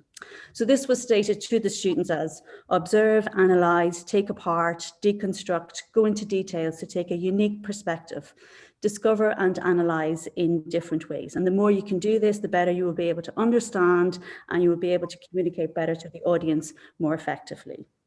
So the students were asked to use 5 different ways to approach and explore the research. They were asked to draw, write, photograph, capture screenshots, illustrate, collage, and very much open-minded and speculative approaches are encouraged and expected. And of course, as was discussed earlier, the value of play. So these are just some pages from student Eve's sketchbook, and this is her initial research, stage 1, if you like. And this is a good example of gathering as much information as she could about the exhibition and incorporating the guidance from the brief of drawing, writing, illustrating, collage, and experimenting. And so once this initial research was gathered, the next step 2, if you like, asked the students to respond to this research and create a number of key elements. So again, framed to the students as, in response to your research, create each of the following key elements that relates to your chosen exhibition and as part of the experiment process before you create the final deliverables. And again, take a risk. So they were asked to create 1 photographic image, 1 illustration, 1 collage, 1 word, typography only, a sequence combining text and image to form a narrative, explore abstract shapes, and explore scale with 1 large thing, lots of small things. So the idea was that each student will have their own unique research material. So this sort of, with many possibilities for final outcomes. And again, so that they will have this rich repository of content to move forward. And again, this is Eve's work here, her key elements. And you can see how she has responded to her initial research and created all of these key elements and move these forward into her poster ideas. And you know, any one of these could have worked very successfully for her because she had this rich research from the beginning. And she opted to go with a sort of a typographic approach on the right. But all was not lost. All of these sort of ideas and poster proposals that she had, they could be repositioned and repurposed, if you like, to create options for her social media posts. So just going to outline some different examples of student outcomes for this project. And you know, very many different approaches were taken. Again, this is a typographic approach. And I suppose I very much encourage the students, I suppose, to work with typography and to explore the possibilities of working with type as image, and of course, developing their typesetting and compositional skills as well. More experimenting and exploring different perspectives here. This project was managed 100% online, and through feedback with the students of 35, they prefer to work in smaller groups. So I divided them into 4 smaller groups. The students posted their work on their blog, so it would be a work in progress. And during our online discussions, I would share my screen and access each of the blogs where we would discuss the work in progress. And this approach motivated the students to have their work up there, because I would go into each of their blogs and ask them to have a chat about where they are with the work, where they are thinking of going and where they're going next. And it would also encourage their peers to get involved in the discussions. This is Shakira's research here. And I find one of the things working, I suppose, remotely was that idea of research and sketchbooks. So there wasn't a great deal of analog research. A lot of students opted for a more digital approach to their research, and I think that was because we didn't have that face-to-face connection. We were also fortunate that we had free access to Adobe products, and that was provided by the university. So we used Adobe Illustrator to create the final outputs. And I would have introduced the students to the software at the beginning. So these are some of Dara's poster mock-ups here, again, taken from her key elements, exploring dots, collage elements, type only. Again, a strong typographic approach is evident here. It was a semester 2 project, so it is, at that stage, the students have begun to develop their design skills as well. And these are Dara's more sort of final proposals. I think she went with the one on the right-hand side. So you can see her strong compositional skills, use of grid, and also, I suppose, very much a Dutch Wim Kruijl influence there as well. So this project was all about experimenting, having fun, the value of play. Of course, there are copyright issues with images and utilizing brand guidelines, for galleries, etc. And that is explained to the students. But actually, this project was about ignoring all of those rules and boundaries that come with a design brief, perhaps, and giving the students actually free rein and to just have fun and get a sense of a feeling that what can work for them from a design perspective, because it was about allowing them to have meaningful content to engage with, and they get that through the exhibition and through the research stages and the design process, so they can make informed decisions about their practice and start to improve their design judgment. And that's me. Thank you. Thank you, Pauline. That was really fascinating and really lovely to see the energetic kind of approach to gathering information from a virtual gallery visit and virtual exhibition. There was so much sort of energetic research in that. It's great to see. Thank you. Our next speaker is Sissy Hu, who is an associate professor and vice dean of Intelligence and Systematic Institute at the School of Design and Innovation at China Academy of Art. She's hosted and participated in a number of bureau-level research projects, such as the Project of Public Technology Application and Soft Science Research Plan for the Department of Science and Technology in Zhejiang Province. Welcome, Sissy. Thank you. Hello, everyone. Hello, everyone. I'm Sissy Hu from China Academy of Art, School of Design and Innovation. Today, I'd like to introduce you to our Young to Young course project. I'm also responsible for this international teaching program over the last 3 years. It includes thousands of students every year for 3 grades. It's also an online course and offline course. The School of Innovation and Design is a new part of China Academy of Art. Based on the new platform of, is the PowerPoint changed to next page? Yeah, thank you. The School of Innovation and Design is a new part of China Academy of Art. Based on the new platform of network technology and digital culture, it's an innovative education hub of interaction and conformity between arts and designs, medias and thoughts, as well as innovation and the industries.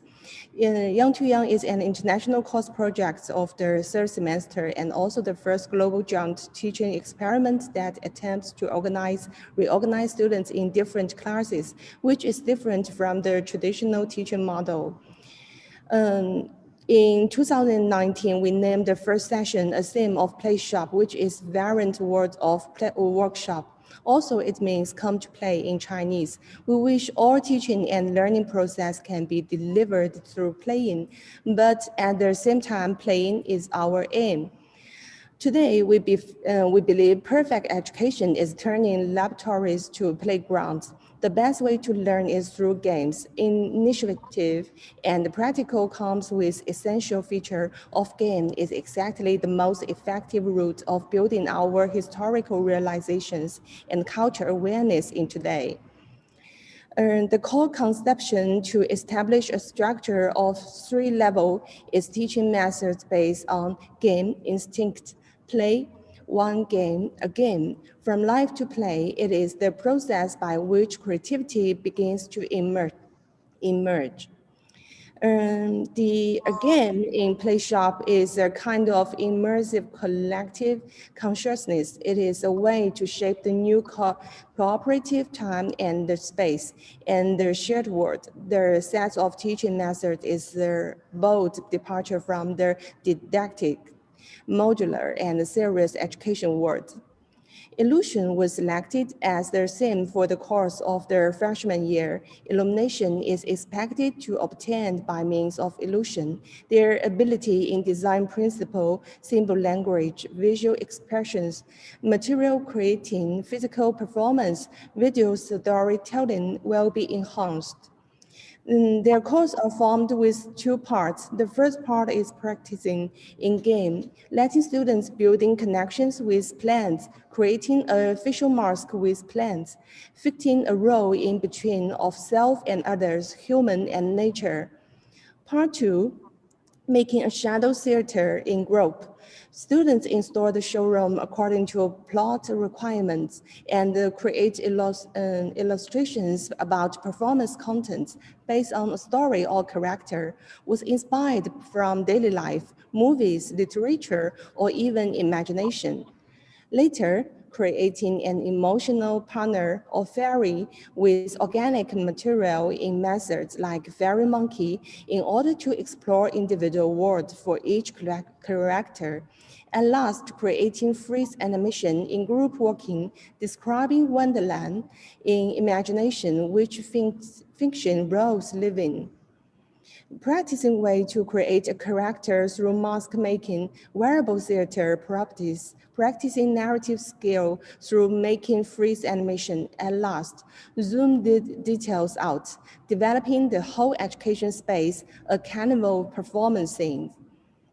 Conjecture was selected as the theme for the course of sophomore year as an extension and supplement to courses. It's promoting critical thinking ability and dealing with the establishment of rules and the strategies and the different topics. Their ability in different directions will be enhanced. For example, one of the course takes the characteristics of sound as the starting point. Students will learning the core elements of music and sound, will combine synthetic relationship between sound and visual. This process simulates the multisensory imagination and the interactive multimedia. The tutor and the groups speed up the communication and the feedback frequency of the course, assignments, and intensively revise and improve the works. Teachers from different professions are invited to provide professional guidance for the products of each group. Manifesto was selected as the theme for the course of the 3rd semester of junior year at CAA SDI. Manifesto is the guiding principle of acting secret signal to recognize each other and affectionate announcement and promise to start again. The manifesto theme course offered for 3rd-year students is oriented towards around their reflection on business ideas and design actions. Teaching activities and theoretical constructions will come to happen with ritual, decoration, festival, carnival, in exhibition and performance showing their intervention. Along the way, self-worth and social perceptions of students will be reshaped, and they will be guided to get involved in multimedia and the cross-context social invention. And finally, the courage of collective expression, public exhibition, and cooperative creation will come into existence. Every semester, we are planning to recruit 47 international tutors and 47 domestic tutors to cooperate with each other. All kinds of programs are accepted. Through the analysis and consideration of proposal, we will group the tutors to stimulate teaching, speculation, and criticism. And thank you for listening. Thank you, Sissy. Wow, there was so much packed into that presentation, such a lot of things. It was really interesting. I really liked your semantic twist from the workshop to the play shop. It was interesting to see what that does for a student project. Thank you. We move on to our next speaker now, who is Nicola Fitchett. Nicola heads the design department at the University of the Arts London Foundation course based at Camberwell College of Art in South London. Nicola's own design practice is focused on designing for contemporary dance and also community theatre. Her career working with dance has included collaborations with Kandoko, Jackie Lansley, Phoenix Dance, Mark Bruce and Tom Dale. Although she works full-time in a role at Camberwell, Nicola's just completed an MA in academic practice in art and design and communication. Her research study, which is about to be published, investigated the low numbers of UK students of colour who elect to study theatre design at further education level, and the fact that this lack of diversity is mirrored in the theatre industry. Her continued work in this field is now extending to upcoming projects with UAL's outreach team and the local community of South London schools. Welcome, Nicola. Hi, thank you. Okay, so just to give you a little context about this project, at the moment, to my knowledge, in the UK, we're the only foundation course that offers a dedicated area to design for theatre and film. And so this is an example of a project that shows how powerful that subject can be, because at the moment we're a little bit like the last white rhino, makes us special but a bit lonely. The Arrivals project is very simple, incredibly simple. It's simple and open. It asks one question: how did you get here to this moment in time? It's not where do you come from, it's how did you arrive here? And that journey can be perceived as a physical one or an emotional one. There's no restriction on how to respond. And it begins with a lot of brainstorming and games, but then the students take it off in their own direction in a very safe, supported space facilitated by staff. Some students will share something quite sort of ordinary, like their bus journey to college. Others will use it as an opportunity to disclose something more personal. Just as an example of some of the work that happens, some students use it to create protest or to challenge stereotypes or perceptions they feel people have of them. This was a couple of students who collaborated to look at how they felt they were perceived by other people who didn't know them. So a deaf student, a student who felt she was always being considered to be from a sort of girl gang just because of the way she appeared. And here is an Australian student who said everyone who visited his halls of residence assumed he would have this kind of room. This was not his room. He did the stereotype room people expected when they walked through the door as a little piece of film design. So how students work is completely up to them. Here is Viv's work about how she felt unsolicited advice she was given obscured her own journey through life. And she wanted to show that as a physical barrier that frustrated her. Because some of this work was from last year's, it was done majoritively online. And so a lot more film than usual. So here is her film. It's the barrier of other people's advice that gets in your own road when you're trying to move forward. Lots of fast planning. Durationally, this project is never more than 2 weeks long. Students have to work fast. Some students use it to explore things like if they're, we have a lot of students who have a duality of nationalities or ethnicities, and they want to explore the complexity of this. And some of them have never done that before and find that they do this in this project. This student, Alex, was of both Australian and Chinese heritage and had never made film or performance before, but actually made this film based on traditional Chinese opera, but with Australian imagery. A film he then sent to his father, his Chinese father in Australia, who broke down in tears, and they had their first conversation about this duality that they'd ever had in their life. But the safe space we create does mean some students choose to let us into their mental health issues. They do not have to. This was a student who for the first time used this project to disclose an eating disorder. She did this with this very quite sort of difficult durational project. And here another student who we knew suffered from extreme panic attacks created a soundscape that took us inside her head when we put headphones on. So we knew how it felt to be her in those moments. She gave us permission to still use that piece of work in staff training because it was so powerful. So some students decide they're going to do straightforward theatre design, and that's absolutely fine. There is no restriction on how to work. So here was a student exploring the linear quality of memory to create actual spatial design for performance. I'd say the majority of students find their own approach that may not be like theatre design. But in family stories, if your students do decide to go and look at their own family, sometimes we uncover or they reveal things we'd never known. This student's grandfather ran a circus, which was very exciting. And she uncovered all these archive images. She explored them through drawing, through playing with shadow, through playing with animation, and made her first stop motion animation based on images from her grandfather's circus.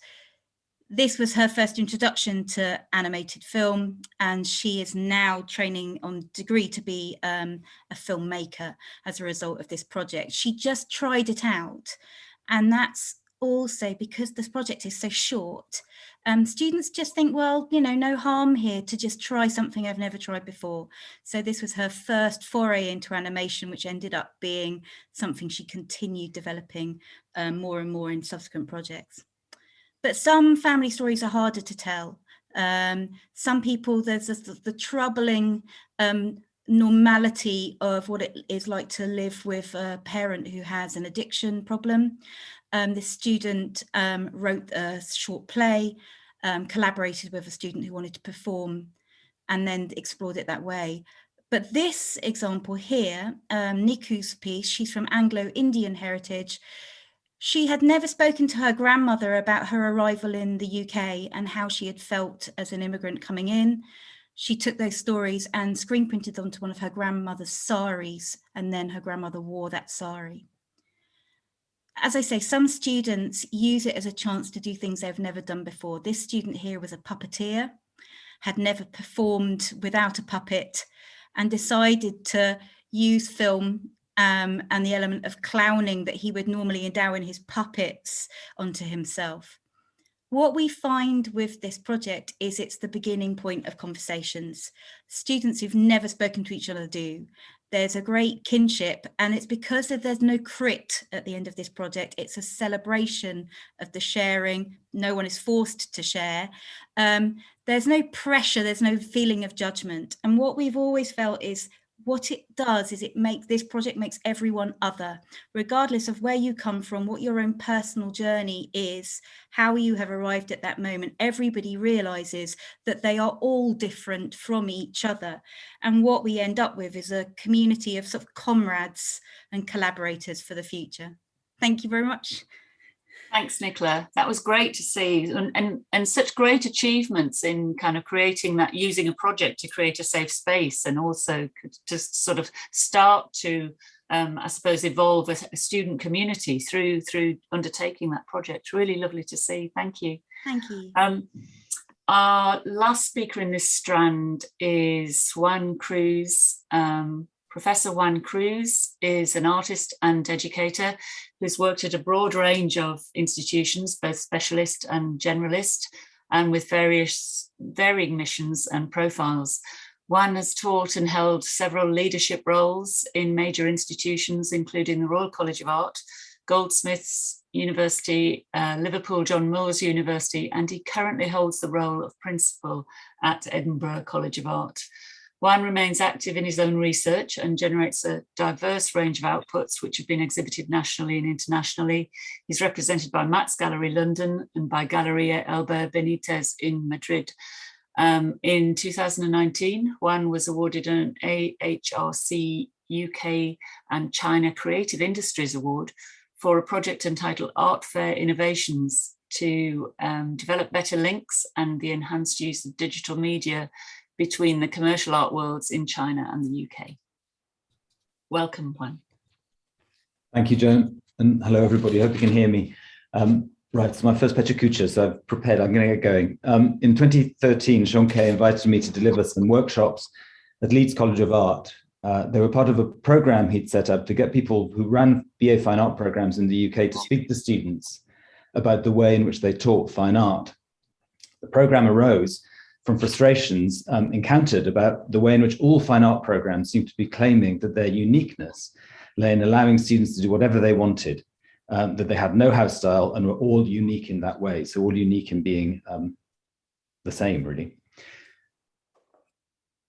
Most of my experience of teaching fine art have been at Goldsmiths, where I worked before, which is a really great fine art program, but one which was very much taught in the vein of the tutor following and supporting the student and the work they wanted to make. We didn't run any workshops or introductory sessions. We were there really to respond to what the students wanted to do. So I'd never run a workshop before when Sean invited me, and I had really very little idea what to do. So in the first instance, we started a project with the students based on some work I'd been doing, which involved taking objects apart and putting them back together. I don't recall exactly how we came to agree to work with oranges, but I think it had something to do with a discussion about what was readily available. And I think one of the students had passed a stall in the market that morning that was selling cheap oranges. I'm taking this 20-second thing quite seriously. There we go. So rather than assuming that students would make art out of things that mattered to them, we'd set about on a way of working that involved a certain amount of serendipity and consensus, and I suppose a consideration of why and how one might make decisions. We didn't really talk about or analyze the work once it had been made, but I do seem to remember that we ate the oranges once we photographed them.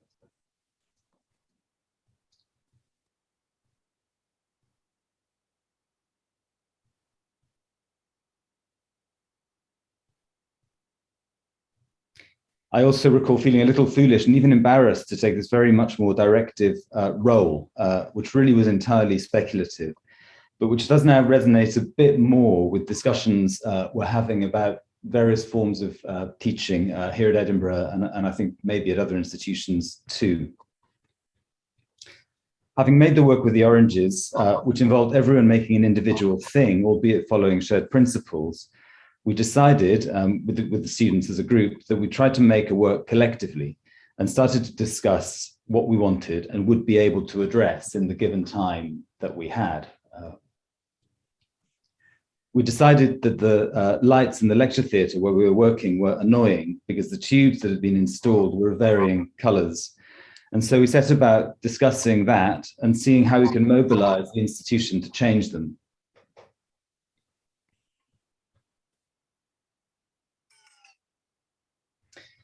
And then we tried together also to write a sentence, a description describing what we'd done.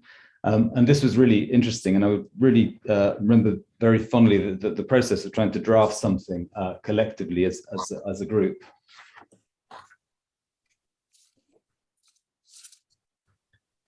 Oh, that hasn't come through very well. Anyway, this is the text we agreed on. And I'm afraid I've lost the image that I had of the lecture theatre with the lights corrected and this text projected on the screen. The top line says at 2 o'clock in the afternoon of the 14th of November 2013, and you can read the rest. These are simple projects, but they also seem to introduce the students to processes of engagement and decision-making as well as the activation of ideas in ways that one might now term as being experiential, and through a method of what one could also call co-creation, although that wasn't what we called it at the time. This reminded me of a story that a colleague had told me once about the way in which he'd been taught to fly a glider some years before.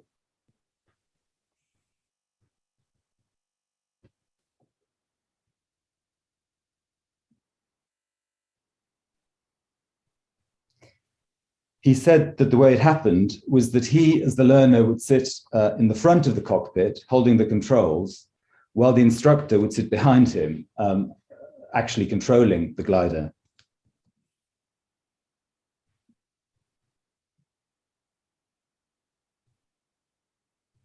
So the learner felt what it was like to fly the glider before actually being able to do it.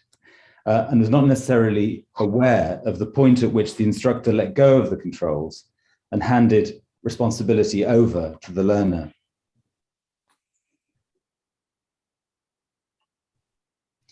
After the workshops with Sean, I tried to set up a project at Liverpool School of Art and Design where each Friday I would work with another colleague, who was someone called Peter Appleton, and a group of 6 students. We'd meet in the morning and spend an hour or so asking each student to describe something that they wanted to do that day. There were no rules about what they did, and because I was director of the school, I was able to mobilize the space and technical resources to support quite ambitious projects. The only rule really was that the work that they should plan should not explicitly be based or justified in any way by their previous concerns, interests, or experiences. Through the discussion in the morning, we tried as a group to develop the ideas the students presented. And then through the day, we actively helped the students to plan for and make the work at scale, which they then presented, and it was credited at the end of the day. I'm afraid I don't have any evidence of what impact these sessions had on the students, but they certainly challenged a number of assumptions I think I'd held about how art might be taught, and perhaps even facilitated some translation through to the way in which some of these approaches might be used to teach other subjects. Thank you, Yuan. Thanks very much. Really interesting presentation, and quite a lot of things to come back to perhaps in that, and lots of crossovers with some of the other presentations and some of the other things that we've been speaking about today so far. So we've got a little bit of time now to host any questions that we have in the Q&A, and I'm just going to have a look in the Q&A to see if we have any. So if you want to put any questions in there, I have a question to start off with just to all our presenters, really. Richard has one. He's got his Okay, great, Richard. I'll go to you first if you've got your hand up. What do you want? I think you just speak now. Is it a legacy hand, or have you got something that you'd like to say, Richard? Richard, do you want to say something? Well, first of all, it reminded me of all the lectures and masterclasses I was involved in God knows how many art schools throughout the world. And I'm very, very grateful to this experience this morning. And I was very pleased to see Edinburgh College of Art represented here, the great sculpture court, and very pleased to see that Juan Cruz is established there as the principal, but he's more than that. He's an artist. He's quite a heavily disguised artist, but basically he's an artist. And I think it's very interesting to see how all the teachers, all the processes of education were really about how the students were obliged to be involved in their tutors' worlds, because, you know, the real thing about teaching is that it's a give and take process. And I would say that as a teacher, I've learned more from my students than I have ever managed to teach them. And I think there is no doubt that with the help of modern technology such as this, we can bring together a fantastic range of ideas. And I'm very grateful to this because it's made me see that maybe this year's Edinburgh Festival, which will take place in Edinburgh, should involve the global range of what I experience today. I mean, obviously, I'd be very happy to speak to Juan about how we are not forgetful of how there was so many varied, multi-layered ideas projected for me to take on board.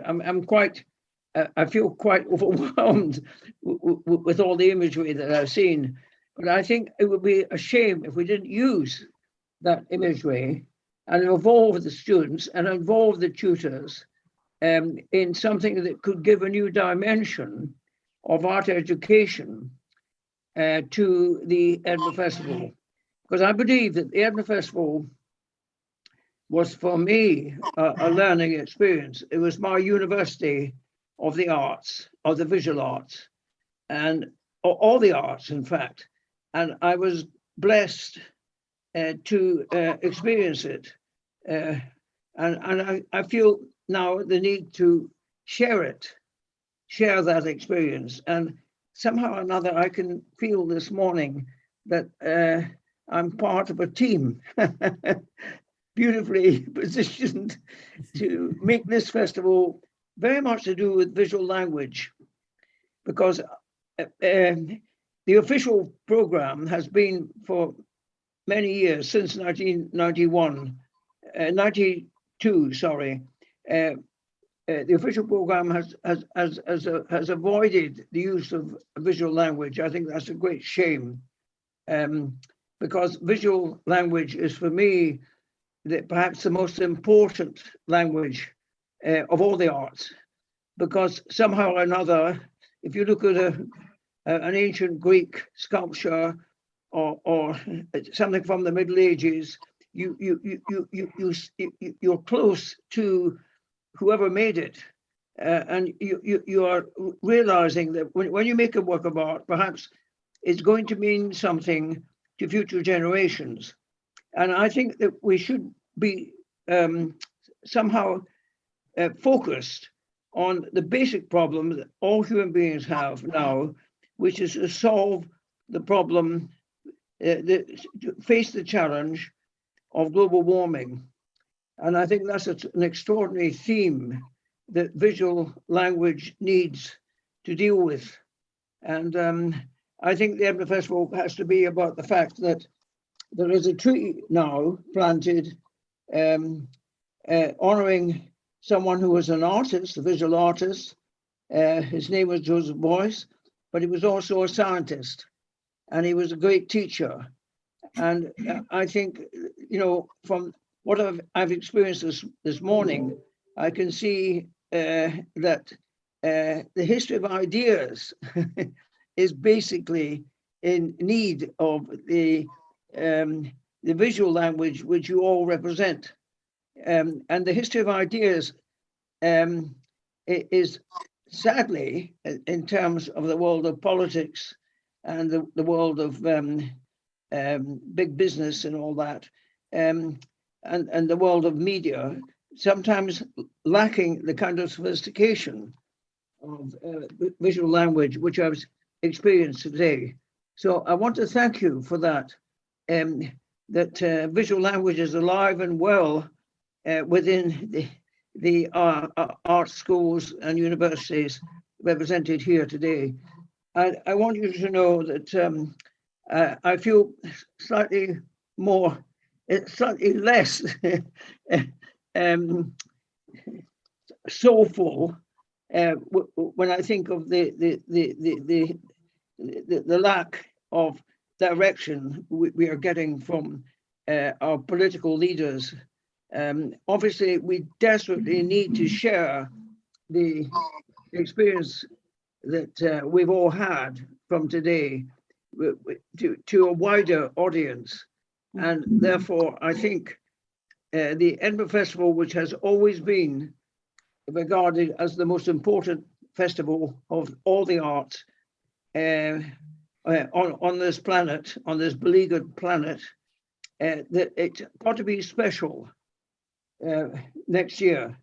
And you've more or less begun to make it a reality. I think the Edinburgh Festival this coming year has already begun, and it began today. So I thank you for that.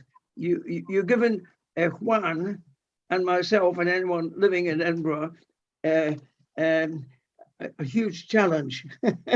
How do we transfer the energy that I experienced today, the creative energy, into whatever is defined as the future of the Edinburgh Festival beginning next August?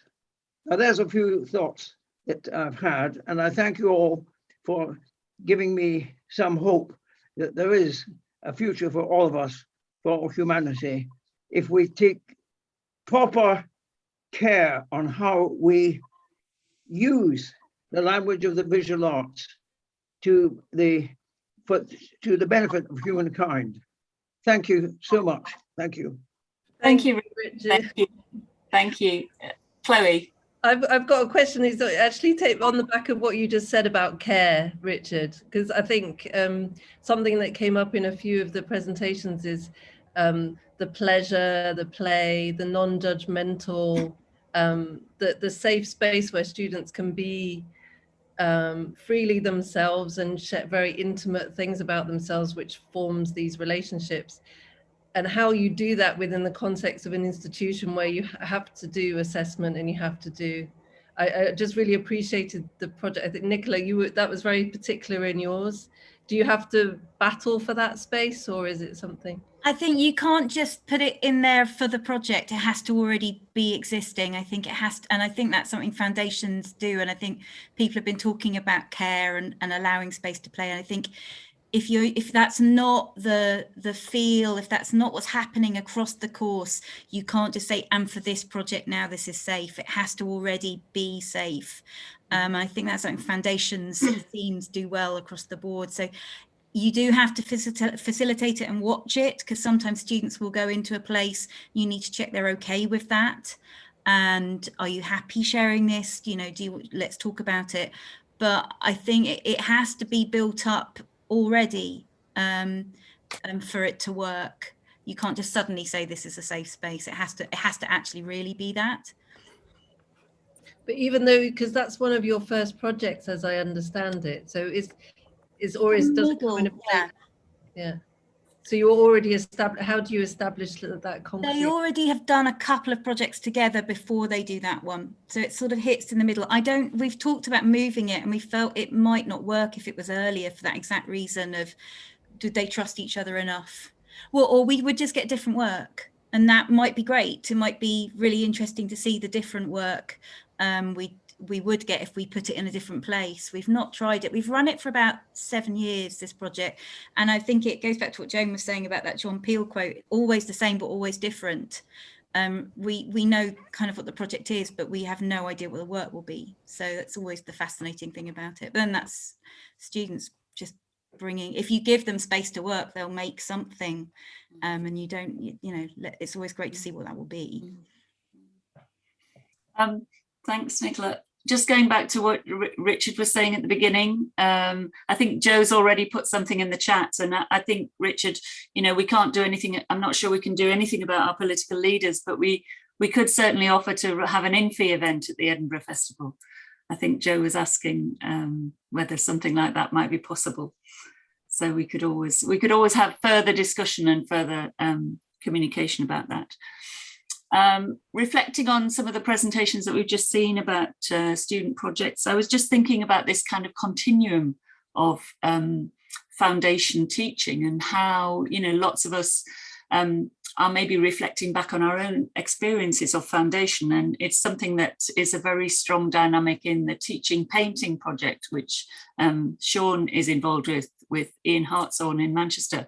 And this idea that we're pulling and extracting and extrapolating things from our own experience of foundation, and we're taking that on this kind of continuum journey and putting that into our foundation teaching. And I just wondered if any of our participants had a very strong sense of doing that, of reflecting on their own experiences on foundation and putting that into their teaching, or were there particular projects that anybody has ever repeated, or elements of projects that might have been repeated? That's just a general question to anybody.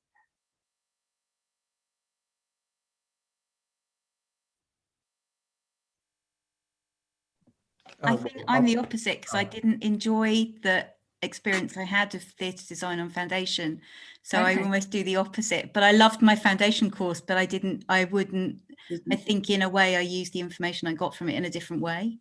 But I loved the experience of being a student on foundation, but in terms of the way I teach, it was a different world 30 years ago, I think, as well. It was great fun, but it was quite a different structure.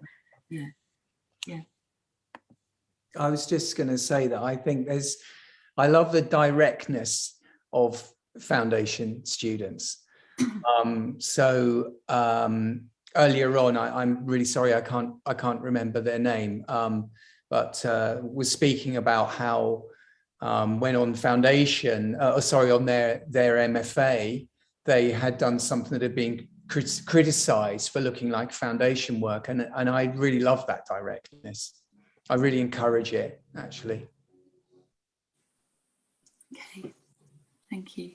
Could I quickly ask Adrian a question? It's I put in the chat, because my hand, it was about, because I was very interested in you did a project that went into the community, and that's something we're kind of being encouraged to do more, is actually to take what we do out, so that then, as you say, people can see and understand that foundation's happening, and it might be something to engage in.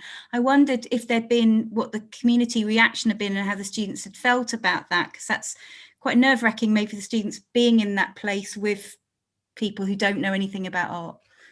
Yes, yeah. I mean, there are a lot of, well, it's not exactly problems with the project, but there are certainly some wider ramifications. And I think in the same way that you were speaking about, or maybe in the opposite way to you speaking about doing the safe space of foundation, and the fact that it's inside the walls is what actually happens when you put it outside the walls. And so I suppose from my position as the educator and the person responsible for it, I felt a massive responsibility for no one getting hurt, for a start, because, you know, a sculpture can't fall over and hurt anyone. But there's also a responsibility for whether a student is quite ready to be doing the sorts of things that they would do within an art school environment, which is relatively protected, and putting it out into the public realm. And I'm not saying that I have, you know, necessarily had any answers for that, but it's something we were definitely really aware of as we were doing it. And I learned so much from doing all of these projects, you know, about the extent to which perhaps one should be using education as a means that you would be doing a project like that. I mean, the last thing you want to be doing as an educator is to be vicarious. That is absolutely the last thing you want to do. But it doesn't mean that I'm not aware that there is like a kind of, there's something that you can harness with the foundation course that I think that we kind of got right with that project. And it's the energy of it, but it's also to do with the sheer number of students we have. And as I said, it kind of allows for an experience within that park that I don't think you could do if it was the YSP or if it was Frieze Art Fair, where it's much more controlled and it's over a much longer time span. In terms of whether the public fed back a lot, we got a small sum of money from UAL, from the KE Fund, Knowledge Exchange Fund, which we use to process the information from a questionnaire, because it's all very well putting a questionnaire out, but you actually have to spend some time actually making sense of it. And the overwhelming feedback was that the public absolutely loved it. And that includes all of the people who are not interested in art. And I think in a way, I was more interested in that than I was in the people who love art, who went to see it. Yeah. Yeah, fascinating. Yeah. I have a question for Pauline, just about your presentation, Pauline, and how, you know, I was somebody that taught the whole of the foundation course online last year, solely online, and just, you know, what that experience does for you as an educator, and whether there were things that came out of the experience for you that you're then putting into maybe in-person teaching, is there things that have been transferable? Yeah, of course, it was a very sort of, for everybody, very challenging year. And I think probably one of the things that I find probably most difficult was that I never got to actually meet the students face to face in person. And I find that really quite, you know, you don't have that same connection with the students, obviously, when you have them on campus and face-to-face teaching. I think overall, and because, well, you know, for our foundation, it's quite a large group of students. There was like around, I think, 35 of them, and actually just through conversations with them as a large group, they prefer to work in smaller groups. So I did divide them up into smaller groups, and I would work with them in that sense in smaller groups. In terms of I suppose some of the positive things that came out of it, I think it was, I suppose, perhaps I gave them more structure because I felt that I didn't have that same connection with them. So I felt I needed to give them more structure, and I'm probably bringing that more into my project briefs this year. So probably a bit more of in a sense, a structure, a step-by-step sense, that because I'm even finding it with students this year, I'm not sure how others are feeling. There's impact from COVID. Yes, we might be back on campus. Yes, we might be face-to-face teaching. But there's a legacy there of COVID that will stay with students for a few years, I believe. You know, there's that impact on students that are on campus this year, and how we might engage with them a bit further, I think, you know. Yeah, that feels like it really resonates. Just that disruption that's happened within education at whatever level is something that we're living with the legacy of for some time. Yeah. Definitely. But I mean, these students that we now have this year in foundation, you know, for the last couple of years, they've been working remotely, and, you know, that has at a very key stage in their learning, you know, very, very key stage. And there is definitely impact from that. Definitely. Yeah, absolutely. Sean, you have your hand raised. Yes, I wanted to ask Juan to sort of expand upon and clarify a couple of things about the projects in his talk, although I did realise you had your hand up before me, Juan, but you took it down again, so I've got in before you. I just wanted to clarify a couple of things, or as I say, maybe you can expand on it a little bit, but my sort of understanding is that the workshop that you ran with the foundation students in Leeds, they took a model of working that you'd evolved in your own work and applied it to maybe another object, and you would give the example of the oranges, and then they made something collaboratively as a sort of team of all of them with you. And my understanding that the sort of difference of what you did at Liverpool is that one student took their idea, but the staff and the technical team realized that idea for them in a very short period of time, and almost to give them some sort of success and wherewithal to do something very quickly. Is that the case? Can you expand on that a little bit, Juan? Yeah, that's right. I mean, it was. I suppose it was really. It was really about trying to do something in a way that felt to me and to others really counterintuitive, in the sense that my kind of, my initiation, if you like, to teaching, you know, particularly at Goldsmiths, was very much about the fact that this was about the students' work. And our methodology was almost never to suggest, encourage, to encourage, but never to suggest or, indicate that a student might want to take that path or that path. You know, we were very much in a kind of mode of being very responsive, and I think being responsive is actually quite an effective model of teaching. Where we did, even in kind of crits, allow a huge amount of silence. So if the students weren't talking about the work, we wouldn't say anything. So it was very much about opening space for the student to do what they wanted, and not wanting at all to determine what the student would do. You know, that was really the no-no, to say absolutely not. You know, it's you decide. And so this kind of, what was interesting about the Liverpool thing for me was it just completely flipped the model, where we were saying, look, I don't care what you're interested in. I don't care what you think, what do you want to do? And what about doing it this size? How about doing it this scale? What about doing it in this place? It was very, very directive teaching, if you like. And it was just quite interesting. I think often when you do things in a way that is counterintuitive, it opens certain things up. It doesn't necessarily challenge the intuition, but it does give you a different perspective on it. And certainly it made me think a little bit about what experiential teaching might mean, or what co-creation might mean as well. So yes, you're kind of, does that sort of answer your question, Sean? Yeah, absolutely. I just wasn't sure as it come across that what the difference was between the two things that you were talking about. And I think I think that's much clearer. Thank you, Juan.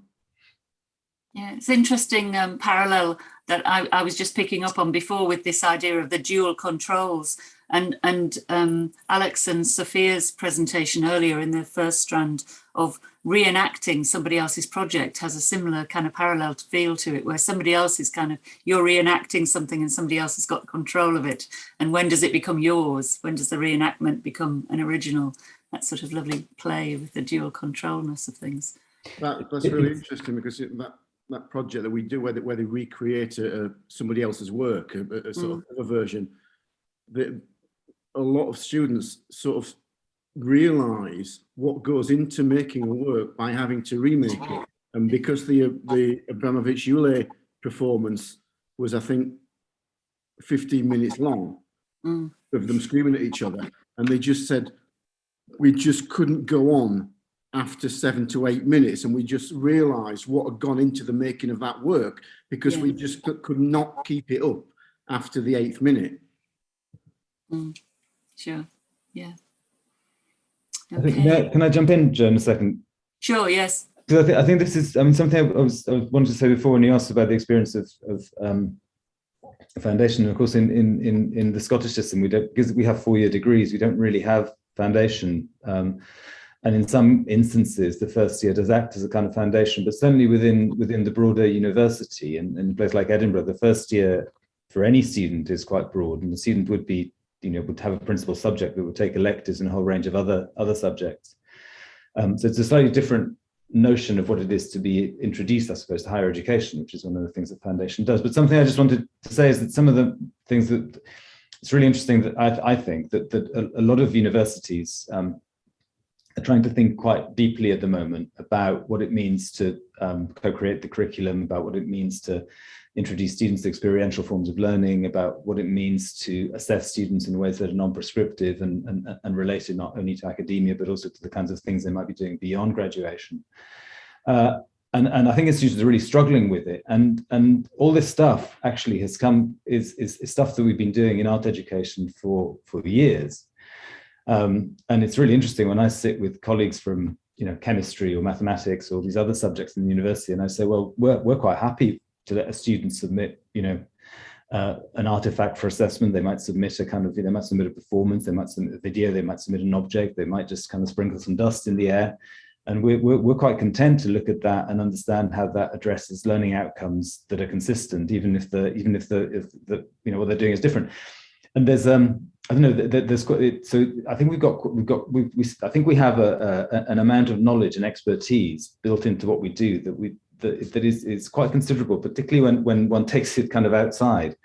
And once you take it outside, I think the value of it is really beginning to be quite, well, not beginning, it has for a while, but there's certain values, some things that we assume are just normal, are kind of really, really strange from other perspectives, and strange and useful, I think. I think that transposition of pedagogies within HE institutions is something that we could do a lot more of and kind of learn. And in a way, I think also it would help art and design to just give a higher profile to the very, very unique pedagogy, which is evident in art and design. Okay, I think on time-wise, I think we're just about at a point where we might be closing up this session, Sean. Yeah, and Could I just say something super quick? Okay, Sorry, I sure. know we're running out of time. Yes, I don't no. have a hand. I just wanted to say just about Sissy's piece, because it seemed to me to, and you're talking about how with sort of things that mentioned before and then are coming round in other people's presentations, is what with Nina and Harry saying earlier about when should foundation happen. And it seems that in a way Sissy shown with her project, the scope of which was so amazing and took place over a longer period of time, is actually that kind of thinking and the effect it had at different years of study. And I thought that was almost sort of such a wonderful illustration of the possibility of that. It was such an incredible project. It was so and it was like, yes, why not carry that element of play right through? And it seemed like there's some evidence of how it could work. It was great to see. Yeah, as you say, the mapping was really interesting to see how it sort of fitted across your different years, which was really interesting slide. Yeah. Okay.